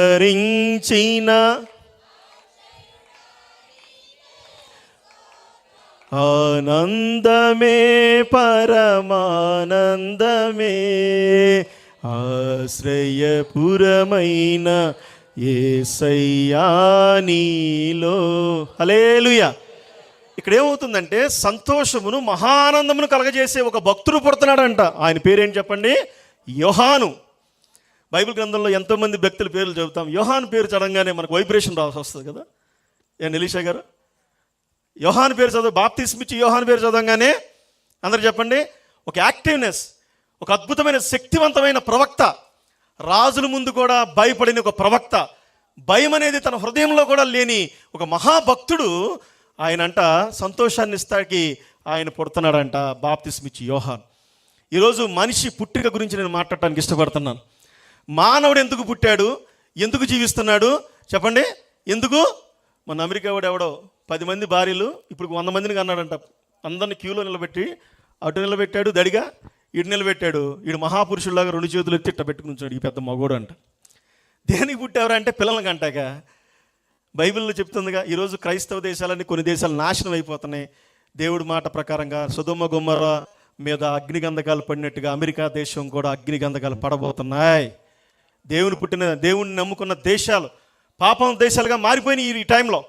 ఈ టైంలో మారిపోయినాయి. కానీ బైబిల్లో ఒక మహాభక్తుడు పాపాన్ని జయించడానికి తల్లి గర్భంలోనే అభిషేకం అనేది, పరిశుద్ధాత్మతో తల్లి గర్భంలో నింపబడిన భక్తుడు బాప్తిస్మిచ్చి యోహాన్. ఈయన గురించి ప్రవచనాత్మకంగా మాట్లాడుతున్నాడు దేవుని దూత. ఈయన చెప్పిన మాట నాకు బాగా నచ్చింది. అనేకులను, చూడండి 16వ వచనం సగం నుంచి చూస్తే, అనేకులను ప్రభు అయిన వారి దేవుని వైపుకి త్రిప్పుతాడు. చూడండి, ఇక్కడ బాప్తిస్మిచ్చి యోహాను కాలంలో, ఆనాటి కాలంలో దేవుణ్ణి, యెహోవా దేవుని బిడ్డలుగా అనుకున్న యూదులందరూ కూడా మరి భక్తి చేస్తున్నారు, 40 దినాలు ఉపవాసాలు ఉంటున్నారు, అదేవిధంగా మరి పుణ్యగా దాన ధర్మాలు చేస్తున్నారు, అన్నీ బాగానే ఉంది. కానీ వారందరూ కూడా మారు మనసు పొందమని ప్రకటన చేయడం ప్రారంభించాడు. ఇదేంటి, మేము గొప్ప భక్తులమే కదా, మరి విగ్రహారాధన చేసేవాళ్ళం కాదు కదా, మరి ఆత్మదేవుణ్ణి ఆరాధన చేస్తున్న వాళ్ళం కదా, సృష్టికర్త అయిన యెహోవాని ఆరాధిస్తున్నాం, మరి ఈయనొచ్చి కొత్త బోధ చేస్తున్నాడు. ఏంటంటే, మీరందరికీ తెలుసు, మారు మనసు పొందండి, పాప క్షమాపణ పొందండి, ప్రతి వారు బాప్తిసం పొందండి అని మరి యోర్దాను నదీ తీర ప్రాంతంలో, గలిలయ ప్రాంతాల్లో ప్రకటిస్తున్నాడు. ఈ ప్రకటిస్తున్నప్పుడు అక్కడున్న భక్తిపరులందరూ కూడా వచ్చి నువ్వు ఎవరు అని అడుగుతున్నప్పుడు, చెప్పండి, ఈయన యేసుక్రీస్తు మెస్సైన మాత్రం కాదని చెప్పాడు. ఇక్కడ ఈయనకిచ్చిన ప్రవచనాత్మకమైన మాట, తల్లి గర్భంలో పుట్టకముందే గాబ్రియేలు దేవదూత ప్రవచనం చెప్పింది. ఏం చెప్పింది? అనేకులను దేవుడి వైపుకి తిప్పుతాడంట. ఈ రాత్రి మీటింగ్ యొక్క ముఖ్య ఉద్దేశం ఏంటి? నమ్మి బాప్తిసం పొంది ఒకవేళ దేవుళ్ళు సరిగ్గా లేకపోయినా, ఒకవేళ దేవుడి వైపు తిప్పడానికి ఎలీషా దైవ సేవకులు మీటింగ్ పెట్టారు. లేకపోతే ఒకవేళ మనము ప్రభు ఇప్పుడు వరకు తెలియలేదు అనుకోండి, ఎవరికి ప్రభు మహా గొప్పతనాన్ని తెలుసుకుని మరలా బాప్తిసం పొంది దేవుని వైపు తిరగటానికి ఈ మీటింగ్స్ పెట్టబడినాయి. ఇక్కడ అనేకులను తిప్పడానికి తల్లి గర్భంలోనే పరిశుద్ధాత్మతో నింపబడ్డాడంట. పరిశుద్ధాత్మతో నింపబడిన ప్రతి వాడు యేసు ప్రభువారు దేవుడని ఒప్పుకుంటాడు, యేసు ప్రభువారు లోకరక్షకుడని ప్రకటిస్తాడు. ఆ కుటుంబాల్లో చాలా అద్భుతాలు జరుగుతాయి. మీ ఇంట్లో, ఇక్కడ పల్లెటూరు కాబట్టి చెప్తున్నా, ఒకటి పాడి గేద ఉంది, ఇంకోటి గర్భిణీ గేద, అంటే నీళ్ళు వస్తున్న గేద, ఏమంటారండి ఇక్కడ, సూడి గేద అంటారా? సూడి గేద ఒకటి ఉంది, కొంచెం పాడి గేద ఒకటి ఉంది. రైతు దేనికి ఎక్కువ మేతేస్తాడు అమ్మా చెప్పండి? పాలిచ్చే గేదెకి వేస్తాడా, పాలు ఇవ్వని గేదెకి వేస్తాడా రైతు? పాలిచ్చే గేదెకి వేయటం అనేది న్యాయమే. ఎందుకంటే పాలు రావాలి, తన ద్వారా ఆదాయం కలగాలి, తన జీవనం సాగించాలి. ఎక్కడైనా అదే. యేసు ప్రభు వారి గురించి ఆయన గొప్ప దేవుడని చెప్పడానికి, నువ్వు చెప్పడానికి సిద్ధంగా లేకపోతే నీ రక్షణలో ఏదో లోపం ఉంది. నీ బాప్తిస్మంలో సరైన బాప్తిసం కాదు, లేకపోతే సరైన మారు మనసు లేకుండానే బాప్తిసం పొందినట్టుగా నిర్ధారణ అవుతుంది. కానీ బైబిల్ ఏం చెప్తుందంటే, పరిశుద్ధాత్మ దేవుడు గర్భంలోనే ఈయన పరిశుద్ధాత్మతో నింపబడిన వాడు కాబట్టి ప్రభు గురించి మాట్లాడటానికి ఇష్టపడ్డాడు. తల్లిదండ్రుల పేరేం చెప్పండి? జకరియా, ఎలిజబెత్. ఈ దంపతులకు లేక పుట్టిన బిడ్డ. అమ్మ చెప్పండి, లేక పుట్టిన. విజయవాడలో వ్యాపారాల వేత్త మా బావగారు, సంవత్సరానికి 16 కోట్లు టర్నోవర్ అవుతుంది. మా సొంత అక్కాయిని విజయవాడ ఇచ్చాం. ఈ అక్కాయికి పెళ్ళైన కొత్తలో 27 ఏళ్ల క్రితం పిల్లలు లేరు. దేశంలో ఉన్న దేవాలయాలన్నీ తిరిగిపోయారు, అంతా అయిపోయింది. యేసు ప్రభు ఏదో దేవుడు ఉన్నాడంటే ఆయన మీద గడ్డేద్దామని చెప్పి అనుకున్నారు. అన్ని దేవాలయాలు అయిపోయినాయి. అప్పుడే యేసు ప్రభు వారి దగ్గరికి అప్పుడే మా అమ్మగారు కూడా కొత్తగా చర్చికి వెళ్ళడం ప్రారంభించారు రహస్యంగా. ఎందుకు వెళ్తున్నారంటే, మా అమ్మగారికి మరి మా కుటుంబాల్లో 6 కుటుంబాల్లో 3వ కుటుంబం ఒక అతను ఉన్నాడు. ఆడు రేవు దాడుతుంటే పడవ తిరగపడిపోయి తుఫాన్లు చిక్కుపోయి నీళ్లు మింగేసి చచ్చిపోయిన క్రమంలో వాడిని ఎవరో దేవదూతలు వచ్చి వాడిని వాటేసుకుని తీసుకుని ఒడ్డుకెక్కి నీళ్లు కక్కిచ్చారు. ఆడు తర్వాత గొప్ప భక్తుడయ్యాడు. వాడు రైస్ మిల్ ఇప్పుడు ఓనర్ ప్రభు, వాడి పేరు, మా ఊళ్ళో ఉన్నాడు. వాడు మా 3వ పెదనాన్న కొడుకు. వాడు అందరికీ యేసు ప్రభు గురించి చెప్పడం ప్రారంభించాడు. మా అమ్మకు కూడా వచ్చి పెన్నామా గొప్ప దేవుడు పెన్నామా అని చెప్తుంటే మా అమ్మ నమ్మలా. ఇప్పుడు మా అక్కాయికి విజయవాడ, మరి వాళ్ళకి ఆస్తులు అంతస్తులు తక్కువ లేవు, వ్యాపారాలు చేస్తున్నారు, కానీ పిల్లలు లేవు. దేవుడు ప్రార్థన చేయడానికి బిగిన్ చేస్తే మా అమ్మ చర్చికి వెళ్తుంది. చర్చికి వెళ్ళి అందరూ ప్రార్థన చేస్తారు, విమలాకి బిడ్డలు ఇస్తారు ప్రభు అని. చర్చిలో ఉపవాస ప్రార్థనలో మనం చేస్తున్నప్పుడు ఉపవాస ప్రార్థనకు దేవుడికి చాలా ఇష్టం. ఉపవాస ప్రార్థనలు ఎప్పుడు మిస్ అవ్వద్దు. మీకు ఏదైనా సరే ఎలాంటి సమస్య ఉన్నా దేవుడి దగ్గర మరి పశ్చాత్తాపం పొంది మనం విడిచిపెట్టి దేవుడు చేయని హత్తుకుంటే ఏ కార్యాలైనా చేయటానికి ఇష్టపడతాడు. అలాగని కోడూరులో ఆంధ్రే అనే పాస్టర్ గారు ఉన్నాడు. ఆయన కోడూరుకి ఒక మిషనరీ. ఆయనకి చనిపోయే వరకే పిల్లలు లేరు. ఆయన అనేక మంది ఎవరికి చేతుల మీద వేస్తే వాళ్ళకి పిల్లలు పుట్టారు, ఆయనకి లేరు. ఆయనకి దేవుడు ఏమన్నాడు? వీళ్ళందరూ నీ పిల్లలే, నీకు నేను బిడ్డలే ఉన్నాడంట. హల్లెలూయా. ఈయనకేమో అలా చెప్పాడు. మా అక్కయ్యకేం ఇలా ఉంది, ఏంట్రా పరిస్థితి అని ప్రార్థన చేస్తుంటే అనుమానంతో దేవుడు మాట్లాడే దేవుడు మమ్మతో మాట్లాడి, జయలక్ష్మి విజయవాడలో విమలాకి నేను ఆడపిల్లనిస్తున్నాను, పలానా నెలలో గర్భవతి అవుద్ది. ఇప్పుడంట ఒక 5 నెలల ముందే చెప్పాడు. ఇంటికి వచ్చి మా అమ్మ అంది, అక్కయ్య గర్భవతి అవుతుందా అంది. ఎవరమ్మా నీకు పిచ్చెక్కిందేమో అనుకున్నాం. తీరా చూస్తే ఎవరికి పిచ్చెక్కిందో 5 నెలలు ఆగరా అంది. 5 నెలల తర్వాత విజయవాడ నుంచి ఫోన్ వచ్చింది, బిఎస్ఎన్ ల్యాండ్కి ఫోన్ చేస్తే, అమ్మ నేను గర్భవతి అన్నాను, ఇప్పుడే కన్సీవ్ అయ్యాను, యేసు ప్రభు గొప్ప దేవుడు అన్నాడు. హల్లెలూయా. ఇట్లా లేక పుట్టిన బిడ్డల విషయంలో గారం ఎంత ఉంటుంది. మరి ఇక్కడ చూస్తే జకర్యా ఎలిజబెత్కి ఎప్పుడు పుట్టారు పిల్లలు చెప్పాలి? ఎప్పుడో వృద్ధాప్యంలో పుట్టారు పిల్లలు. వృద్ధాప్యంలో కూడా ప్రవచనాత్మకంగా ఇచ్చాడు, ప్రవచనాత్మకంగా. కానీ ఆయన ఎలా చనిపోతాడో కూడా తల్లిదండ్రులకు దేవుడు చెప్పలా. నేనేమనుకుంటానంటే దేవుడు ఎవరినైతే వాడుకోవాలనుకుంటున్నాడో ఆ కుటుంబాలని నలగొట్టేస్తాడు. ఎవరినైతే పర్వతాలు ఎక్కించాలనుకుంటున్నాడో ఆ కుటుంబాన్ని తొక్కి నారదీసి నలగొట్టి పిండేసి అనేక అనారోగ్యాలకి దేవుడే పంపిస్తాడు. పౌలు గారికి అనారోగ్యం ఏంటండి? ఆయన చెమట అంటుకుంటే స్వస్థతలు వచ్చినాయి. తిమోతికి అనారోగ్యం ఏంటండి? మన డాక్టర్ గారు నీకు షుగర్ వచ్చిందని నన్ను చెప్పండి, స్తోత్రం చెప్పండి. స్వీట్లు తినేస్తున్నాను కావాలి, దేవుడు అది తినొద్దురా అని చెప్పాడు. తినేస్తున్నా ఏం చెప్పాడు? నోటికి కత్తి పెట్టుకోరా అన్నాడు, లేకపోతే నేను పెడతాను అన్నాడు. ఇక నువ్వు అనేక చోట్ల వాడబడాలంటే ఈ స్వీట్లు బాగా తినేస్తున్నావు, దేవుడు నాకు షుగర్ ఇచ్చాడు, ఇది తగ్గే షుగర్ కాదు. ఇప్పుడు ఏం చేస్తున్నావు? కంట్రోల్గా ఉండి దేవుడిని ప్రకటిస్తున్నావు. నువ్వు నోరు కంట్రోల్ చేసుకోకపోతే దేవుడు వచ్చి కంట్రోల్ చేస్తాడు. చాలామంది అంటారు, పాస్టర్ గారు షుగర్ ఏంటండి, పాస్టర్ గారికి ఇది ఏంటండి. బైబిల్లో పౌలు గారికి ఎందుకు ఇచ్చాడో, తిమోతికి ఎందుకు అనారోగ్యం ఇచ్చాడో, మాకు కూడా దేవుడు అనారోగ్యం ఇచ్చి బాధపడేవాడు కష్టం ప్రతిరోజు గుర్తు చేసుకోవడానికి మాకు అనారోగ్యం ఇస్తున్నాడు దేవుడు. స్తోత్రం చెప్పండి. కాబట్టి సంపూర్ణ ఆరోగ్యం మాకున్నా, ఏ మానవుడికున్నా కూడా మనం అందరం కళ్ళు నెత్తికెక్కి నడుస్తాం. కళ్ళు నెత్తికెక్కకుండా కళ్ళు కళ్ళ దగ్గరే ఉండి నడుచుకోవాలంటే కొన్నిసార్లు దేవుడు నలగొట్టి మడత పెట్టి కన్నీటితో ప్రార్థన చేయడానికి దేవుడు సహాయం చేస్తాడు. ఇక్కడ జకర్యా ఎలిజబెత్ వృద్ధాప్యంలో ఒక బిడ్డను కన్నారు. ఈయన ఎలా చనిపోతాడో తెలియదు, ఎలా పుడతాడో చెప్పారు, ఈయన ఏం చేస్తాడో చెప్పారు. కానీ ఈయన మరణం గురించి వారికి చెప్పాల. గాబ్రియల్ దేవదూత వీళ్ళకి చెప్పింది. అయితే ఈయన ఏం చేస్తాడని ఈయన ఆత్మలో అడిగితే అనేకులను దేవుడి వైపు తిప్పుతాడంట. ఈరోజు మీరు నమ్మండి, ఈరోజు నేను అనేక రాష్ట్రాల్లో అనేక దేశాలు, అంటే దేశాలు వెళ్ళలేదు ఇంకా, మండల ఎక్కడెక్కడ వేరే దేశాలకు రమ్మన్నారు, కానీ నేను ఇంక వెళ్ళా. ఈ భారతదేశంలో అనేక నార్త్ ఇండియాలో కానీ ఈ 2 రాష్ట్రాలు అనేక సభలకి దేవుడు ఎందుకు తీసుకెళ్తున్నారు తెలుసా? పరిశుద్ధాత్మతో నింపబడిన వాడే. మనం దేవుని కోసం గంటలు కనిపెట్టుకుని ఆయన ఆత్మ అభిషేకంతో నింపబడినాక ఆ అభిషేకము కడుపులోనే ఉంటే మనం నశించిపోతాం. కాబట్టి ఆ అభిషేకాన్ని చింపడానికి వచ్చాం, దేవుని సేవకులకి శక్తిని ఇవ్వడానికి వచ్చాం. దేవుని విశ్వాసాలకి శక్తిని ఇవ్వడానికి దేవుడు తన దేవుని సేవకులను పంపిస్తాడు. హల్లెలూయా. ఇక్కడ ఈ పరిశుద్ధాత్మతో నింపబడిన ఈయనకున్న ఆ మాటలు నేను చూస్తున్నప్పుడు నేను ఆశ్చర్యపోయాను. తర్వాత ఈయన లోకాసువార్త 3వ అధ్యాయం 2వ వచనం చూస్తే, ఎవరైతే ఆసక్తితో ఆలోచిస్తున్నప్పుడు, దేవుడి గురించి ఎక్కువగా ఆలోచిస్తున్నప్పుడు దేవుని వాక్యం ఆ వ్యక్తి దగ్గరికి వెళ్తుంది. లోకాసువార్త 3వ అధ్యాయం 2వ వచనం చదవండి త్వరగా. అన్నయు కయపయు ప్రధాన యాజకులుగాను అరణ్యంలో ఉన్న జకర్యా కుమారుడైన యోహాను యొద్దకు దేవుని వాక్యము వచ్చెను. చెప్పండి, ఎక్కడికి వచ్చిందంటే దేవుని వాక్యము? యోహాను యొద్దకు దేవుని వాక్యం వచ్చెను. ఇప్పుడు దేవుని సేవకులైనా విశ్వాసులైనా దేవుని వాక్యం మన దగ్గరికి రావాలంటే దేవుడి కోసం కనిపెట్టే మనస్సు మనకు ఉండాలి. దేవుని కోసం అనుక్షణం కనిపెట్టే మనసు మనకు ఉన్నప్పుడు దేవుని వాక్యం వైబ్రేషన్ లాగా మన చుట్టూనే ఉంటుంది.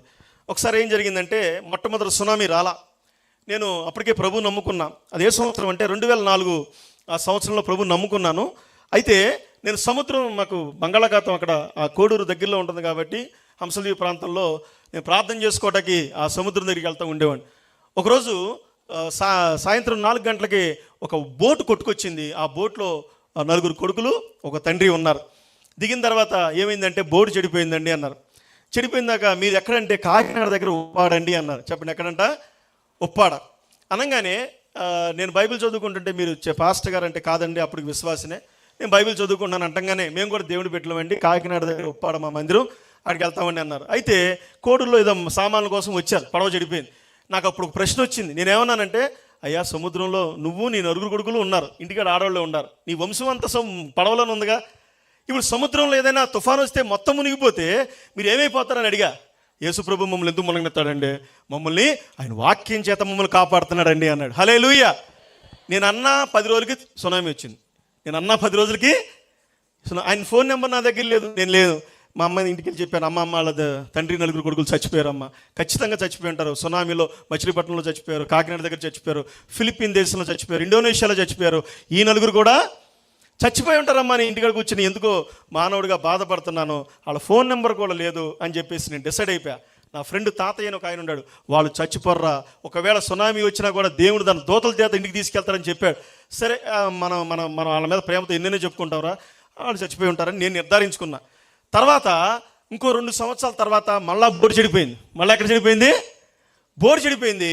నేను అప్పుడు సముద్ర తీరంలో లేను, కోడూరులో ఉండా. తండ్రి కనిపించాడు నాకు, వచ్చి బాబాయ్ నువ్వు బతికే ఉన్నావా అన్న. నేను బతికే ఉన్నాను అన్నాడు. మరి సునామీ వచ్చిందిగా మునిగిపోలేదా అన్న. సునామీ ఆదివారం వచ్చింది, ఆదివారంలో మందుల్లో డమ్ము కొడుతున్నాను అన్నాడు. స్తోత్రం చెప్పి చప్పట్లు కొట్టండి. సునామీ ఆదివారం వచ్చిందంట, 2004 డిసెంబర్ 26వ తారీఖు అనుకుంటా, 26వ తారీఖు సునామీ వచ్చింది, ఆదివారం వచ్చిందంట. ఆదివారంలో డమ్ము కొడుతున్నాను, పిల్లలు పాటలు పాడుతున్నారు, మేమెందుకు మునిగిపోతాం అన్నాడు. ఓరి నాయన, యేసు ప్రభువు వారు తన బిడ్డల్ని ఎలా కాపాడుతున్నారో తెలుసా?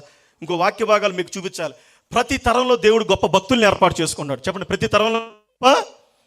ఈరోజు మనం చర్చ్ అందరూ పుణ్యాత్మలు మీరు అనుకోవద్దు. కొంతమంది పాపాత్మలు కూడా ఉన్నారు. ఇస్కరేతు యోధాలు లాంటి వాళ్ళు ప్రతి మందిరంలో ఉంటారు, ప్రతి జిల్లాలో ఉన్నారు, ప్రతి దేశంలో కూడా ఉన్నారు. అయితే నేను నా భావన ఏంటంటే, దేవా ఎవరిని నువ్వు కాపాడతావు అని నేను చూస్తున్నప్పుడు, ఇక్కడ రండి దేవుని వాక్యంలోకి వెళ్దాం. యెహెజ్కేలు గ్రంథం 14వ అధ్యాయంలో తెరిస్తే ఒక అద్భుతంగా మనకు అక్కడ దేవుడు మాట్లాడుతున్నాడు. ఒకసారి త్వరగా చదవండి, నేను ముందుకు వెళ్ళిపోతాను. యెహెజ్కేలు గ్రంథం 14వ అధ్యాయము, దేవుని శక్తి గురించి తెలుసుకుందాం. చదవాలి. అంతటా ఇశ్రాయేలీల పెద్దల్లో అమ్మ 14వ అధ్యాయము 12, 13, 14 వచ్చిన. యెహోవా వాక్కు నాకు ప్రత్యక్షమై, నరపుత్రుడా, ఏ దేశమైతే విశ్వాసఘాతకమై నా దృష్టికి పాపము చేసినదో దానికి నేను విరోధినై ప్రాణాధారముగు ఆహారము లేకుండా చేసి కరువు పంపించి మనుష్యులను పశువులను నిర్మూలన చేయుదును. నోవాహును, దానియేలును, యోబును, ఈ 3 అట్టి దేశములో ఉండినను వారు తమ నీతి చేత తమ్మును మాత్రమే రక్షించుకొందురు. ఇదే ప్రభువు యెహోవా వాక్కు. చప్పట్లు కూడా దేవుని కనపరచండి. నోవాహు తరంలో అనేకమైన పాపాత్ములు ఉన్నారు, దుష్టులు ఉన్నారు. నోవాహు ఒక్కడే దేవుడి మాట విని తన కుటుంబాన్ని కూడా దేవుడి మాట వినమని చెప్తే, ఆ తరంలో చెప్పండి ఎవరు రక్షించబడ్డారు? చెప్పాలి, ఎవరు రక్షించబడ్డారు? ఇదే చూడండి, ఆదికాండంలో మాట కొంచెం లోపలికి వెళ్తే ఎంత చక్కటి మాటలు ఉన్నాయో అందులో నోవాహు గురించి దేవుడు రాస్తున్నాడు. చూడండి, ఆదికాండము 6వ అధ్యాయం 8వ వచనం చూడండి. ఆదికాండము 6వ అధ్యాయం 8వ వచనం. నోవాహు యెహోవా దృష్టి యందు కృప పొందినవాడాయెను. చాలండి, ఇక్కడ నోవాహు యెహోవా దృష్టికి కృప పొందినవాడాయెను. చూడండి, 2 పేతురు పత్రిక 2వ అధ్యాయం 5వ వచనం కూడా చూస్తే మనం ముందుకెళ్దాం. 2 పేతురు పత్రిక 2వ అధ్యాయం 5వ వచనం. మరియు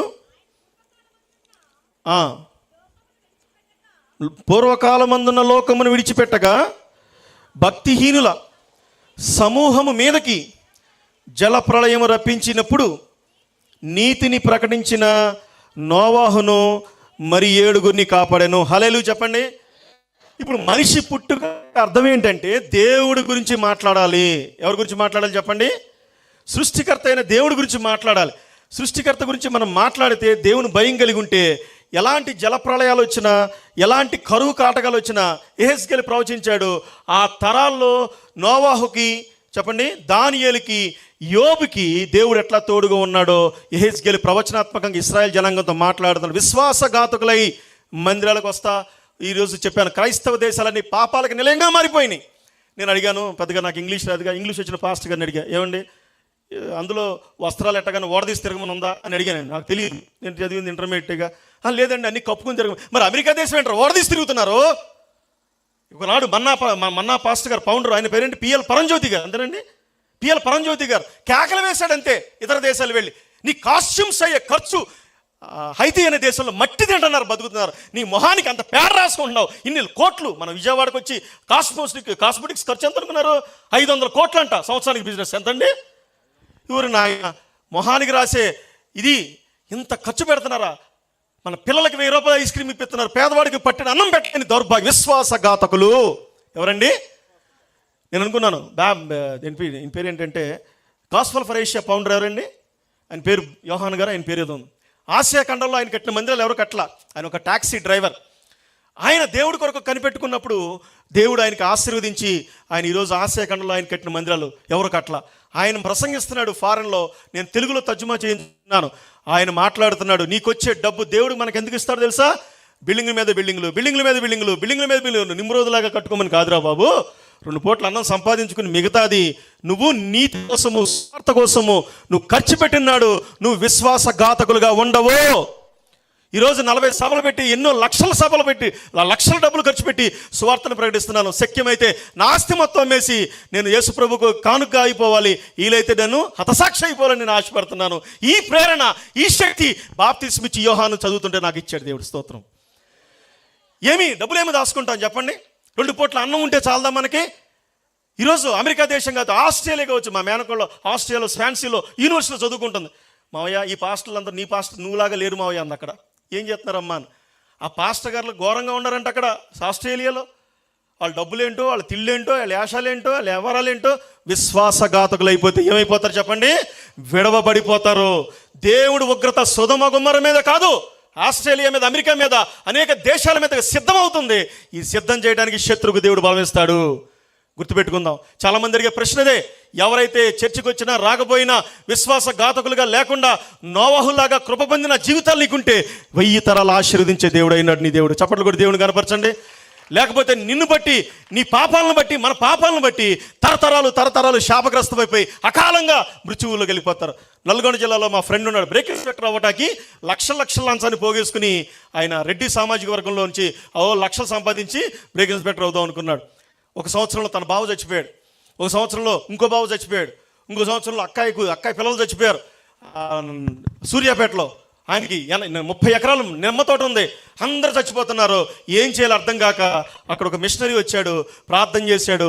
విశ్వాసఘాతకులుగా ఉంటే ఖచ్చితంగా కుటుంబాల్లో మరణాలు ఆగవు, మీరు పాపాల క్షమాపణ పొందండి అంటే ఆయన ప్రార్థన చేసి మారు మనసు పొంది బ్రేక్ ఇన్స్పెక్టర్ అవ్వకుండా దేవుని సేవకుడయ్యాడు. అప్పుడు మరణం ఆగిపోయింది. స్తోత్రం చెప్పండి. ఈరోజు ఆయన కుంచినపల్లిలో పెద్ద మందిరం కట్టాడు విజయవాడ దగ్గర. ఆయన పేరు పాల్ ఎవాంజలిస్ట్. పాల్ నా ఫ్రెండ్. ఆయన అంటున్నాడు, ఆయన సాక్ష్యం ఇస్తున్నాడు, విశ్వాసఘాతకులు అప్పుడు వరకే చని రోజు ప్రతి సంవత్సరం మరణాలే మా ఇంట్లో. ఎందుకంటే వాళ్ళ పేరెంట్స్ భయంకరమైన పాపాలు చేశారంట, వీళ్ళు భయంకరమైన పాపాలు చేశారంట. నిమ్మ తోటలోకి వచ్చిన గేదెలను చంపేసేవాళ్ళంట, నిమ్మ తోటలోకి వచ్చిన జంతువులను చంపేసి అక్కడే పాతి పెట్టేవాళ్ళంట. రకరకాల పాపాలు చేస్తుంటే దేవుడు ఊరుకున్నాడండి? ఈ భూమి మీద అంజూరపు చెట్టు ఒకటి, నువ్వు ఒకటి అనుకున్నావా? అంజూరపు చెట్టు ఎప్పుడైతే ఫలం ఇవ్వకపోతే దేవుడు శపించడానికి రెడీ అయిపోయాడు. యేసు ప్రభు వారి గురించి, కృప గురించి, గొప్పతనం గురించి మనం విన్నాం. సృష్టికర్త దగ్గర దేవుని ఆశీర్వాదాలతో పాటు ఇస్కరియోతు యోధాని శపించినట్టుగా దేవుడు నిన్ను శపించక ముందే విశ్వాసఘాతకులుగా లేకుండా దేవుడిని నమ్ముకుని నమ్మకంగా బ్రతికి నోవహులాగా కృప పొందిన కుటుంబాలుగా ఈ కూడూరు ప్రాంతంలో ఉన్న కుటుంబాలు ఉండునుగాక. తర్వాత దానియేలు గ్రంథంలో ఒక మాట చూసుకుని మనం ముందుకెళ్దాం. దానియేలు గ్రంథము. యేసయ్యా దానియేలులా, దానియేలు గ్రంథం 5వ అధ్యాయం 11వ వచనం. నన్ను జీవింపచేయవా ఈ భారతావనిలో ఆ దానియేలులాగునా, నన్ను జీవింపచే. అందరూ చప్పట్లు పెట్టి దేవుని కనపరచండి. ఈ భారతావనిలో ఆ దానియేలులా మమ్ము జీవింప స్థిరమైన నిర్ణయం, ఉన్నత దర్శనం, క్రమమైన ప్రార్థన. పాడదాం. స్థిరమైన నిర్ణయం, ఉన్నత దర్శనం, క్రమమైన ప్రార్థన. చివరిసారిగా యేసయ్యా అందరూ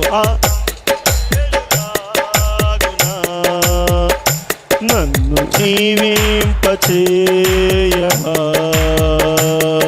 ఈ భారతావనిలో ఆ దానియేలులాగునా నన్ను హల్లెలూయా. మా రెండో పెదనాన్న కొడుకు పేరు కృష్ణ. సింహాద్రి సత్యనారాయణ గారు మంత్రిగా ఉన్నప్పుడు దిష్టిబొమ్మ నడి రోడ్డు మీద తగలేసి అనేకమైన అల్లర్లకి కారణమై అవునిగడ్డ నియోజకవర్గంలోని రౌడీ షీటర్గా పేరు పొందిన మా అన్నయ్య ఆత్మహత్య చేసి చచ్చిపోయాడు. ఎంతమందిని కొడతావురా? కొడితే దేవుడు కాటేసేవాడు పైన లేడా? ఇది ఒకప్పుడు మాకు తెలియదు. ఈ రక్షకుడి గురించి మాకు ఎవరో చెప్పలేదు. మేము వెంబడించిన ఒకప్పుడు మతాలు కావచ్చు, ఇవి కావచ్చు, కత్తులు పట్టుకుని పొడిసేయమని చెప్పారు. కానీ యేసు ప్రభు వారు మాత్రమే ఆయన ప్రేమించడం నేర్పించాడు, ఆయన రక్షించమని నేర్పించాడు, కుడి చెంప కొడితే ఎడం చెంప చూపించమని నేర్పించాడు, ధర్మస్థాపన కొరకు వీలైతే పౌలు గారులాగా శిరఛేదనం జరిగించమని నేర్పించాడు. ఆడు చచ్చిపోయాడు. మా వదిన విధవరాలు అయిపోయింది. లోపల బిడ్డ ఉంది, పైన బిడ్డ ఉంది. అది శవం దగ్గర కూర్చుని ఏడుస్తుంటే ఒకసారి మీరు ఊహించండి. తెగ ఏడుస్తున్నాడు. ఏంట్రా ఈ రౌడీసిజం, ఏంట్రా ఈ గుండాయిజం అంతా ఏమైపోతున్నాం మన కుటుంబాలు? బైబిల్ తెలియజేది విశ్వాసఘాతకులు ఏ వంశంలో ఉంటారో ఈ భూమి మీద ఎవరైతే విశ్వాసఘాతకులుగా ఒకవేళ క్రైస్తవులైనా, హిందువులైనా, ముస్లిం అయినా ఎవరైనా సరే దేవుడు చూస్తాడు. తర్వాత వారి కుటుంబాల మీదకి పరలోకం నుంచి ఉగ్రత కోపాగ్ని రిలీజ్ అవుతుంది. ఎంత పొలాలండి సూర్యాపేటలో. పాల్గారు అని అతను ఒకప్పుడు వాళ్ళందరూ మారిపోయారు. పెద్ద స్థలాలకి మందిరాలు తీసుకోండి అంటున్నారండి. సూర్యాపేటలో, నల్గొండ డిస్టిక్లో మందిరాలు తీసుకోండి అంటున్నారు. గుర్తుపెట్టుకోండి, దేవుని కోసం నువ్వు స్థలం ఇవ్వు, దేవుని కోసం నువ్వు ఆస్తిపాస్తులు ఇచ్చి గణపరచు. ప్రభుని నమ్ముకోకముందు ఎన్ని పాపాలు చేసాం, డబ్బులు లెక్క పెట్టామా? కానీ చర్చికి ఇచ్చేటప్పుడు స్టాటిస్టిక్స్ అన్నీ వస్తాయి, లెక్కలు వస్తాయి. ఎంత ఇవ్వాలి దశభాగం, ఏమి ఇవ్వాలి, ఇవి కాదు. ప్రభు కోసం నువ్వు ఎంత ఇచ్చినా తక్కువే. విశ్వాసఘాతకులుగా మనం ఉండకుండా దేవుని కోసం ఉండమని చెప్పాడు. ఇక్కడ దానియేలు చూడండి 5వ అధ్యాయం 11వ వచనంలో, ఈ రాజ్యములో ఒక మనుష్యుడు ఉన్నాడు, అతడు పరిశుద్ధ దేవతల. చాలండి, ఈ మాట ఎవరు చెప్తున్నారు తెలుసా? నాటి కాలంలో దానియేలు 4 రాజుల కాలంలో ఆయన ప్రవక్తగా ఉన్నాడు. శత్రు రాజులకు కూడా మేలు చేసిన మహాప్రవక్త దానియేలు. ఆయన తండ్రి బెల్షస్సర్ తండ్రి నెబుకద్నెజర్ కాలంలో కూడా ఆయన అద్భుతంగా ఆయన మాట్లాడాడు. తర్వాత ఆ దేశం మీదకి, బాబిలోనే దేశం మీదకి ఒక భయంకరమైన కీడు దర్శనం వచ్చింది. ఈ దర్శనం ఎవరు చెప్పకపోయేసరికి బెల్షస్సర్ కంగారు పడుతుంటే ఆయన అక్కడున్న ప్రజలు అన్నారు, లేదా సంస్థానాధిపతులు కావచ్చు, అక్కడున్న పెద్దవాళ్ళు కావచ్చు, అయ్యా నీ తండ్రి కాలంలో ఒకడు ఉన్నాడు భక్తుడు, మహాభక్తుడు, ఆయన తీసుకొస్తే కళ దర్శనం చెప్తాడంటే ఆయనకి ఏం పెట్టాడు? ఆయన బిరుదు పరిశుద్ధ దేవతల ఆత్మ కలిగిన వాడు. అమ్మ అందరూ చెప్పండి. నువ్వు ప్రార్థన చేయడం అంటే గురి కలిగి ప్రార్థన చేయాలి. పరిశుద్ధ దేవతల ఆత్మ నాకు దయచేయి, జరగబోతున్న మేలు కీడు బయలుపరుచున్న ఆయన శక్తివంతమైన కార్యాలు జరిగించాలి, మా కుటుంబాలు దీవించాలి, మా యొక్క పరిచర్య దీవించాలని మనం ప్రార్థన చేస్తే దేవుడు, మహాదేవుడు పరిశుద్ధ దేవతల ఆత్మ ఇస్తాడు. ఇప్పుడు 4 రాజుల కాలాల్లో ఈయన బుద్ధి మారిందా? చెప్పండి. దానియేలు బుద్ధి మారిందా? రాజులు ఎలాగా ప్రవర్తించినా కూడా దానియేలు ప్రవక్తల వచనాలుగానే పాటించాడు, ప్రవక్తలతోనే ఉన్నాడు. ఆయనకి పదవులన్నీ ఎంటికతో సమానం. కానీ దానియేలుకి ఆయనకి ఇచ్చిన స్టేట్మెంట్ ఏంటో తెలుసా? బాబిలోనియన్స్, లేకపోతే ఆనాటి కాలంలో బాబిలోనియన్ సామ్రాజ్య సంబంధించిన కల్దీలు ఆయనకి ఏం పేరు పెట్టారు? ఇప్పుడు నేను మారాను కదండి, మా పక్కన హిందువులందరూ మా కృష్ణయ్య మారాడంటే యేసు ప్రభు గొప్పడేనండి అందరూ పలకరిస్తారు. మా ఊరు వెళ్తే నేను ఎందుకు? మన సాక్ష్యాలు కాపాడుకోవాలి. విశ్వాసఘాతకులుగా లేకుండా దేవుని నమ్ముకున్న మనము చెప్పండి, దానియేలులాగా మనం ఏం కాపాడుకోవాలి? ఈ దానియేలు సనుక్కున్నాడా? ఇదేంటి ప్రభువా, కల్దీలు మా మీద ఏలుబడి చేస్తున్నారు, మమ్మల్ని పెళ్లిళ్ళు చేయకుండా నపంసకులుగా మార్చారు, వీళ్ళు నాశనం అయిపోను గాక అని దానియేలు ఎక్కడన్నా అన్నాడా? అనలేదు. ఎందుకు తెలుసా? పరిశుద్ధ దేవతల ఆత్మలు ఆయన దగ్గర ఉన్నాయి. వారి క్షేమం కోసం ప్రార్థన చేస్తున్నాడు, రాజుల క్షేమం కోసం ప్రార్థన చేస్తున్నాడు. అందుకే దేవుడు దానియేలుని ఏమన్నాడు? నీతిమంతుడు, కృప పొందినవాడు. చెప్పండి, దానియేలు ఎవరు? నోవాహు కృప పొందినవాడయ్యాడు. చెప్పండి, దానియేలు కృప పొందినవాడయ్యాడు. రండి యోబు గ్రంథం 1వ అధ్యాయం 1వ వచనం చూస్తే ఈ ముగ్గురు భక్తుల గురించి యెహెజ్కేలు ఎలుగెత్తి చాటి చెప్పాడు, జనరేషన్స్ గురించి. యోబు గ్రంథం 1వ అధ్యాయం 1వ వచనం చూడండి. యూదుల దేశమునందు యోబు అని ఒక మనుష్యుడు ఉండెను, అతడు యథార్థవంతునుడు, న్యాయవంతుడున్నాయి, దేవుని యందు భయభక్తులు కలిగి చెడుతనమును విసర్జించిన వాడు. అతను 7 కుమార్. చాలండి, ఇక్కడ ఏమంటాడు? దేవుడు సాక్ష్యం ఇస్తున్నాడు. యోబు అనే భక్తుడు అంట. మన గురించి ఎవరు సాక్ష్యం ఇవ్వాలి చెప్పాలి? ఈజిప్ట్ దేశం అంతా యోసేపు పాపాత్ముడు అని ఒకే స్వరంతో కేకలేసి జైల్లో పెట్టారు. కానీ పరలోకం నుంచి దేవుడు యోసేపు పరిశుద్ధుడు అన్నాడు. చెప్పండి, ఈ ఊరంతా ఏం చెప్పింది? పాపాత్ముడు పాపాత్ముడు అన్నారు. యేసన్న గారు కూడా ఒకసారి పాపం వివాహం చేసుకోలేదు కదా, ఆయన మరి బ్యాచులర్గా ఉన్నాడు, ఆయన అట్లాగే చనిపోయాడు కాబట్టి ఒకసారి పాలు ఇచ్చే పిల్లల తల్లి ఎక్కడా పాలు ఇవ్వడానికి కుదరదని ఆయన బెడ్రూమ్లో తీసుకెళ్ళి యేసన్న గారు వీళ్ళంతా వాక్యం చెప్తుండగా పాలిచ్చే ఆ పాప ఆయన బెడ్రూమ్లోకి వెళ్ళి పాలు ఇచ్చింది. ఈ పసిపాప ఈ అమ్మాయిలో ఉన్న మల్లెపూలు తెంపి మంచం మీద వేసిందంట. పసిపిల్ల, పాలు తాగే పిల్ల, నీకు జుట్టు పీగుతూ ఉంటారు, ఇది చేస్తారు. వెళ్ళిపోయింది. తర్వాత సంఘ పెద్ద వచ్చాడంట అక్కడికి. ఎవరు వచ్చారు? అమ్మా, యేసన్న గారు మల్లెపూలు పక్కన ఏంటి ఇక్కడ అంటే, ఇంత పాపాత్ముడని అందరినీ అల్లరి చేసి సంఘం మొత్తం చీలికలు చేశాడు. యేసన్న గారు తన నిజ నిర్ధారణ నిరూపించుకోవటానికి ఆయన మనుషులతో పోరాడలేదు, దేవుడితో పోరాడాడు. ఆయన సంఘంలో ఉన్న అన్నులందరూ గలిబిలే అటు ఇటు చల్లా చెదిరైపోతే అప్పుడు ఒక పాట రాసుకున్నాడంట. ఏంటది? జలములలో వడినే వెళ్ళినా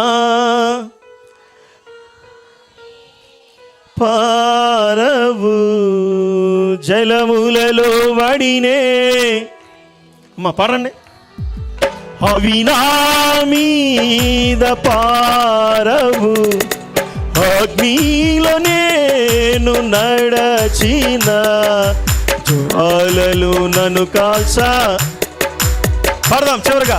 అగ్నిలో నేను నడచిన, జ్వాలను నన్ను కాల్చా జాలవు, నేను వెళ్ళే మార్గము నా యేసుకే తెలియును. నేను పరండి, నా యేసుకే తెలియును. శోధించబడిన మీదట నేను సువర్ణమై, పరండి చివరిగా. శోధించబడిన మీదట నేను సువర్ణమై, అందరు చేతులు పైకి. హల్లెలూయా హల్లెలూయా హల్లెలూయా, దగ్గరగా. హల్లెలూయా హల్లెలూయా హల్లే, విశ్వాసన వసాగుచు పయనించు సమయాన నా ప్రభు, విశ్వాసన వసాగుచు పయనించు సమయాన నా ప్రభు, సాతాను సుడిగాలి రేపగా నాదరినే నిలచేవా నా ప్రభు, సాతాను సుడిగాలి రేపగా నాదరినే నిలచేవా నా ప్రభు. హల్లెలూయా హల్లెలూయా, చేతులు పైకెత్తండి. హల్లెలూయా ఆమేన్, దగ్గరగా.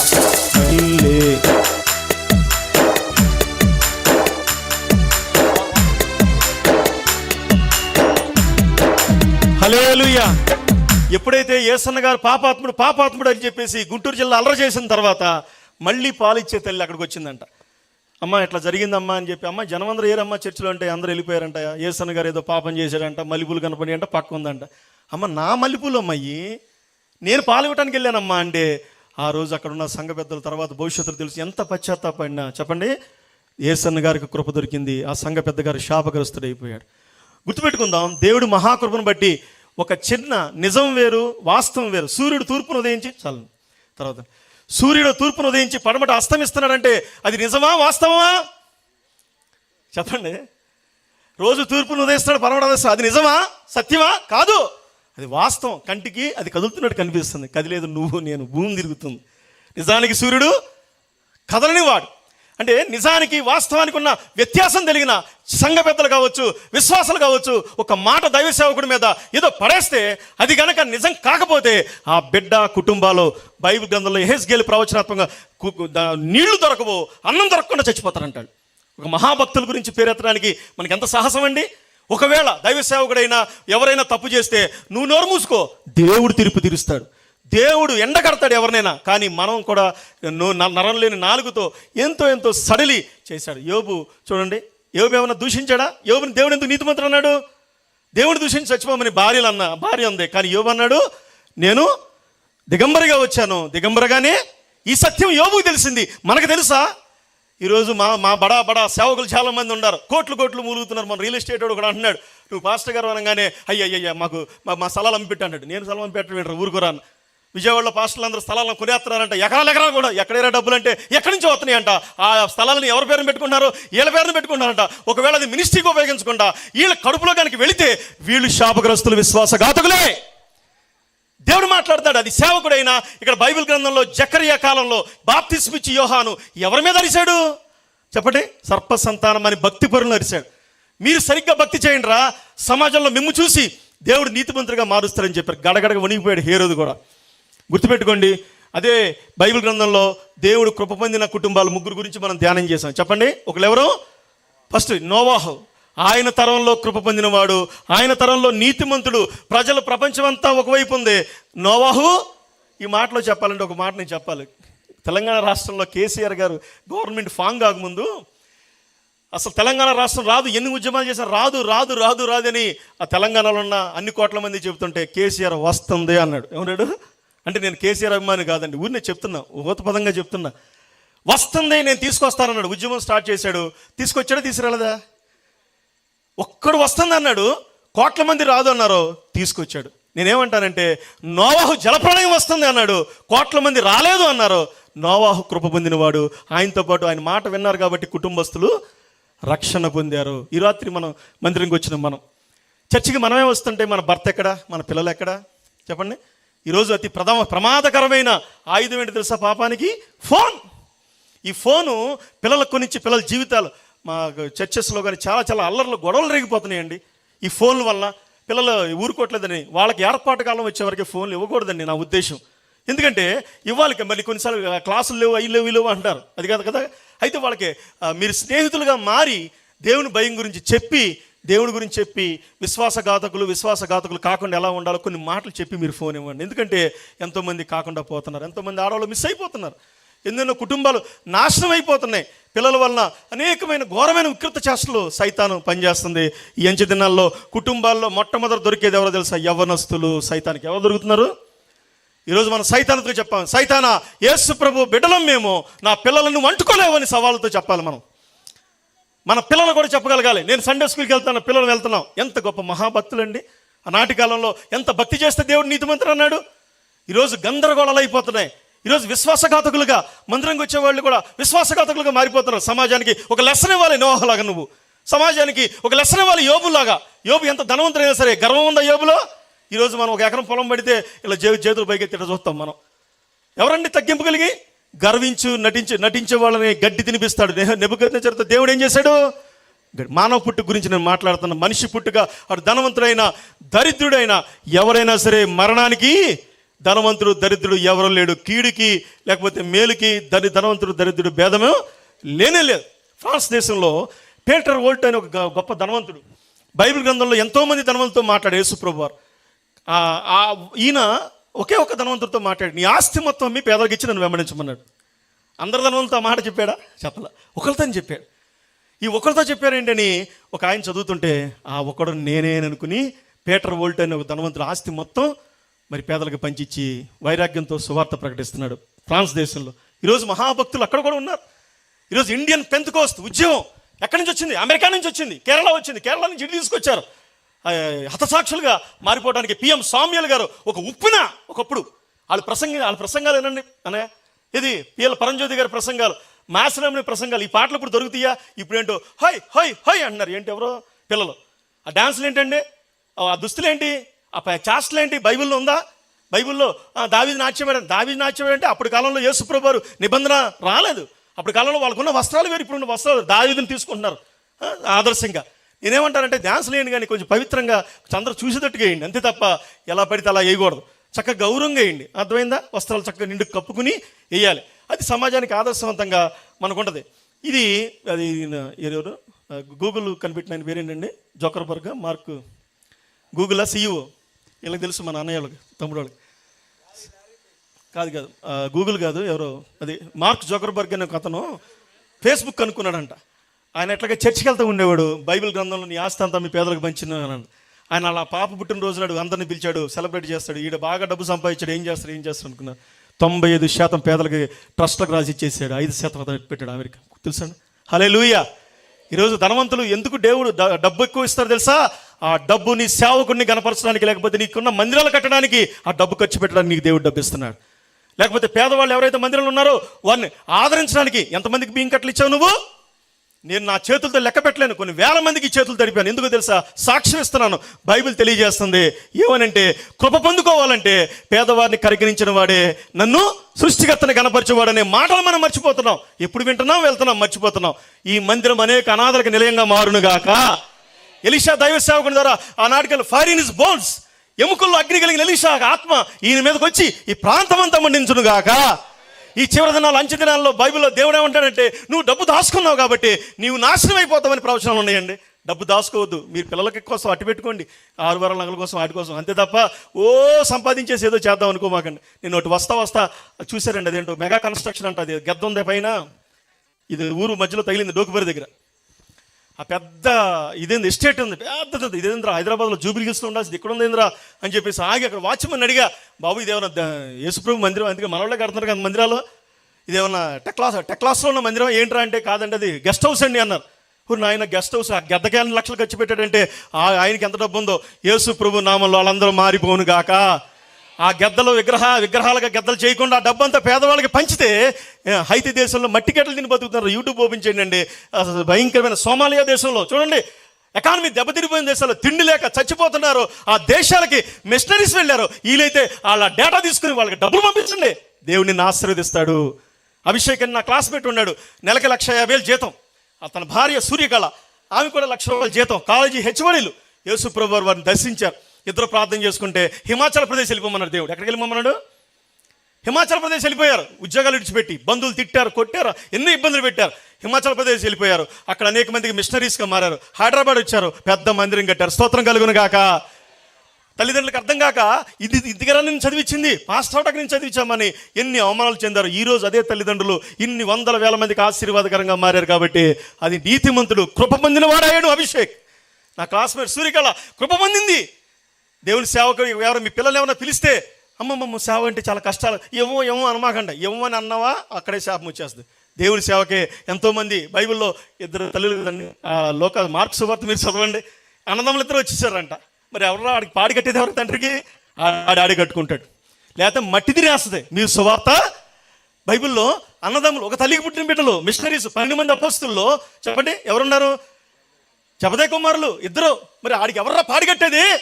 వాళ్ళ నాన్నకి పాడి కట్టేది ఎవరు? ఆయన ఆడే కట్టుకుంటాడు, లేకపోతే దేవుని దోతలు వచ్చి తీసుకెళ్ళిపోతాయి. నీకెందుకు అనుమతి సువార్త ప్రకటించమని చెప్పిన కఠినమైన బోధ, సర్వోన్నతమైన దేవుని బోధ, ప్రజలను రక్షించడానికి వచ్చిన బోధ, ప్రజల్ని కాపాడటానికి వచ్చిన బోధ.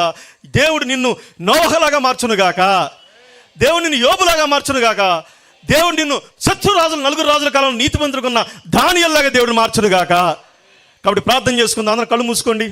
మనిషికి పుట్టుక అర్థం ఏంటి? నువ్వు అనేక మందిని రక్షించడానికి పుట్టావనే సంగతి నువ్వు తెలుసుకో. ఈ రాత్రి అనేక మందికి ఆశీర్వాదకరంగా ఉంటాకి పుట్టావు. ప్రార్థన చేసుకో. నీ దగ్గర డబ్బు లేకపోవచ్చు, నీ దేవుడి దగ్గర డబ్బు చాలా ఉంది. నువ్వు అనేకులకి సహాయం చేయడానికి నీకేమీ లేకపోవచ్చు, సేవకులకి మందిరాలకు ఇవ్వడానికి, సేవకులకి ఇవ్వడం ఏమీ లేకపోవచ్చు. కానీ ఉపవాసం ఉండి కన్నీరు కార్చి, దేవా నా చేతికి డబ్బు ఇవ్వు, నేను పేదవాళ్ళకి అండగా ఉంటానని ఈ దినమందు నిబంధన చేసుకో. దేవా నా చేతికి డబ్బు ఇవ్వు, నేను మిషనరీస్కి డబ్బుగా పంపించే మనసు నాకు దయచేయి నాయన. హైతీ దేశం పంపిస్తాను, లేకపోతే సోమాలియా పంపిస్తాను ప్రభువా. దేవ, తిండి లేక చనిపోతున్న మానవ జాతిని రక్షించడానికి నన్ను పుట్టించావని ఈ రాత్రి నీ దైవ సేవకుడి ద్వారా మాతో మాట్లాడినందుకు వందనాలు. చేసుకొని ప్రార్థన చేసుకోండి. అందరు నోళ్ళు తెరవండి. ఈ తరంలో, ఈ జనరేషన్లో నోవాహులాగా నువ్వు ఉంటావా? ఈ జనరేషన్లో బాప్తిస్మం ఇచ్చి యోహానులాగా నువ్వు ఉండగలుగుతావా? ఈ జనరేషన్లో యోబులాగా నువ్వు ఉండగలుగుతావా? తగ్గింపు జీవితం కలిగి కొంచెం 1 సంవత్సరం మనకు ఆశీర్వాదకరంగా, లేకపోతే దేవుడు ఎక్కడ ఉండడని సనిగే జీవితం మంది. యోబుకి అందరూ వెళ్ళిపోయినా కూడా దేవుడు నామానికి మహిమ కలుగును గాక అని ఆశీర్వాదాలు ప్రకటించిన గొప్ప భక్తుడు ఆయన. ఆత్మనేత్రాలతో మనం ఆలోచిద్దాం. చిన్న ప్రార్థన చేసుకుందాం. ఈ తరంలో క్రైస్తవులుగా, మండే క్రైస్తవులుగా, ఎలీషా దైవ సేవకుడికి కుడి ఎడమలో అండగా నిలబడే క్రైస్తవులుగా, లెక్కలు కట్టి 10వ భాగం ఇవ్వాలా ఎక్కువ ఇవ్వాలని లెక్కలు కట్టే మనసు లేని క్రైస్తవులుగా, ప్రతి కార్యక్రమంలో హస్తం నేను ఉంటాను ప్రభువా. ఈ తరంలో నేను నీతిగా ఉంటాను ప్రభు అని దేవుని నమ్ముకున్న వాళ్ళు మీరు ఎవరైనా మీ కుడి చేయి నాకు చూపించగలిగితే నేను మీ కుటుంబాల కోసం ప్రార్థన చేస్తాను.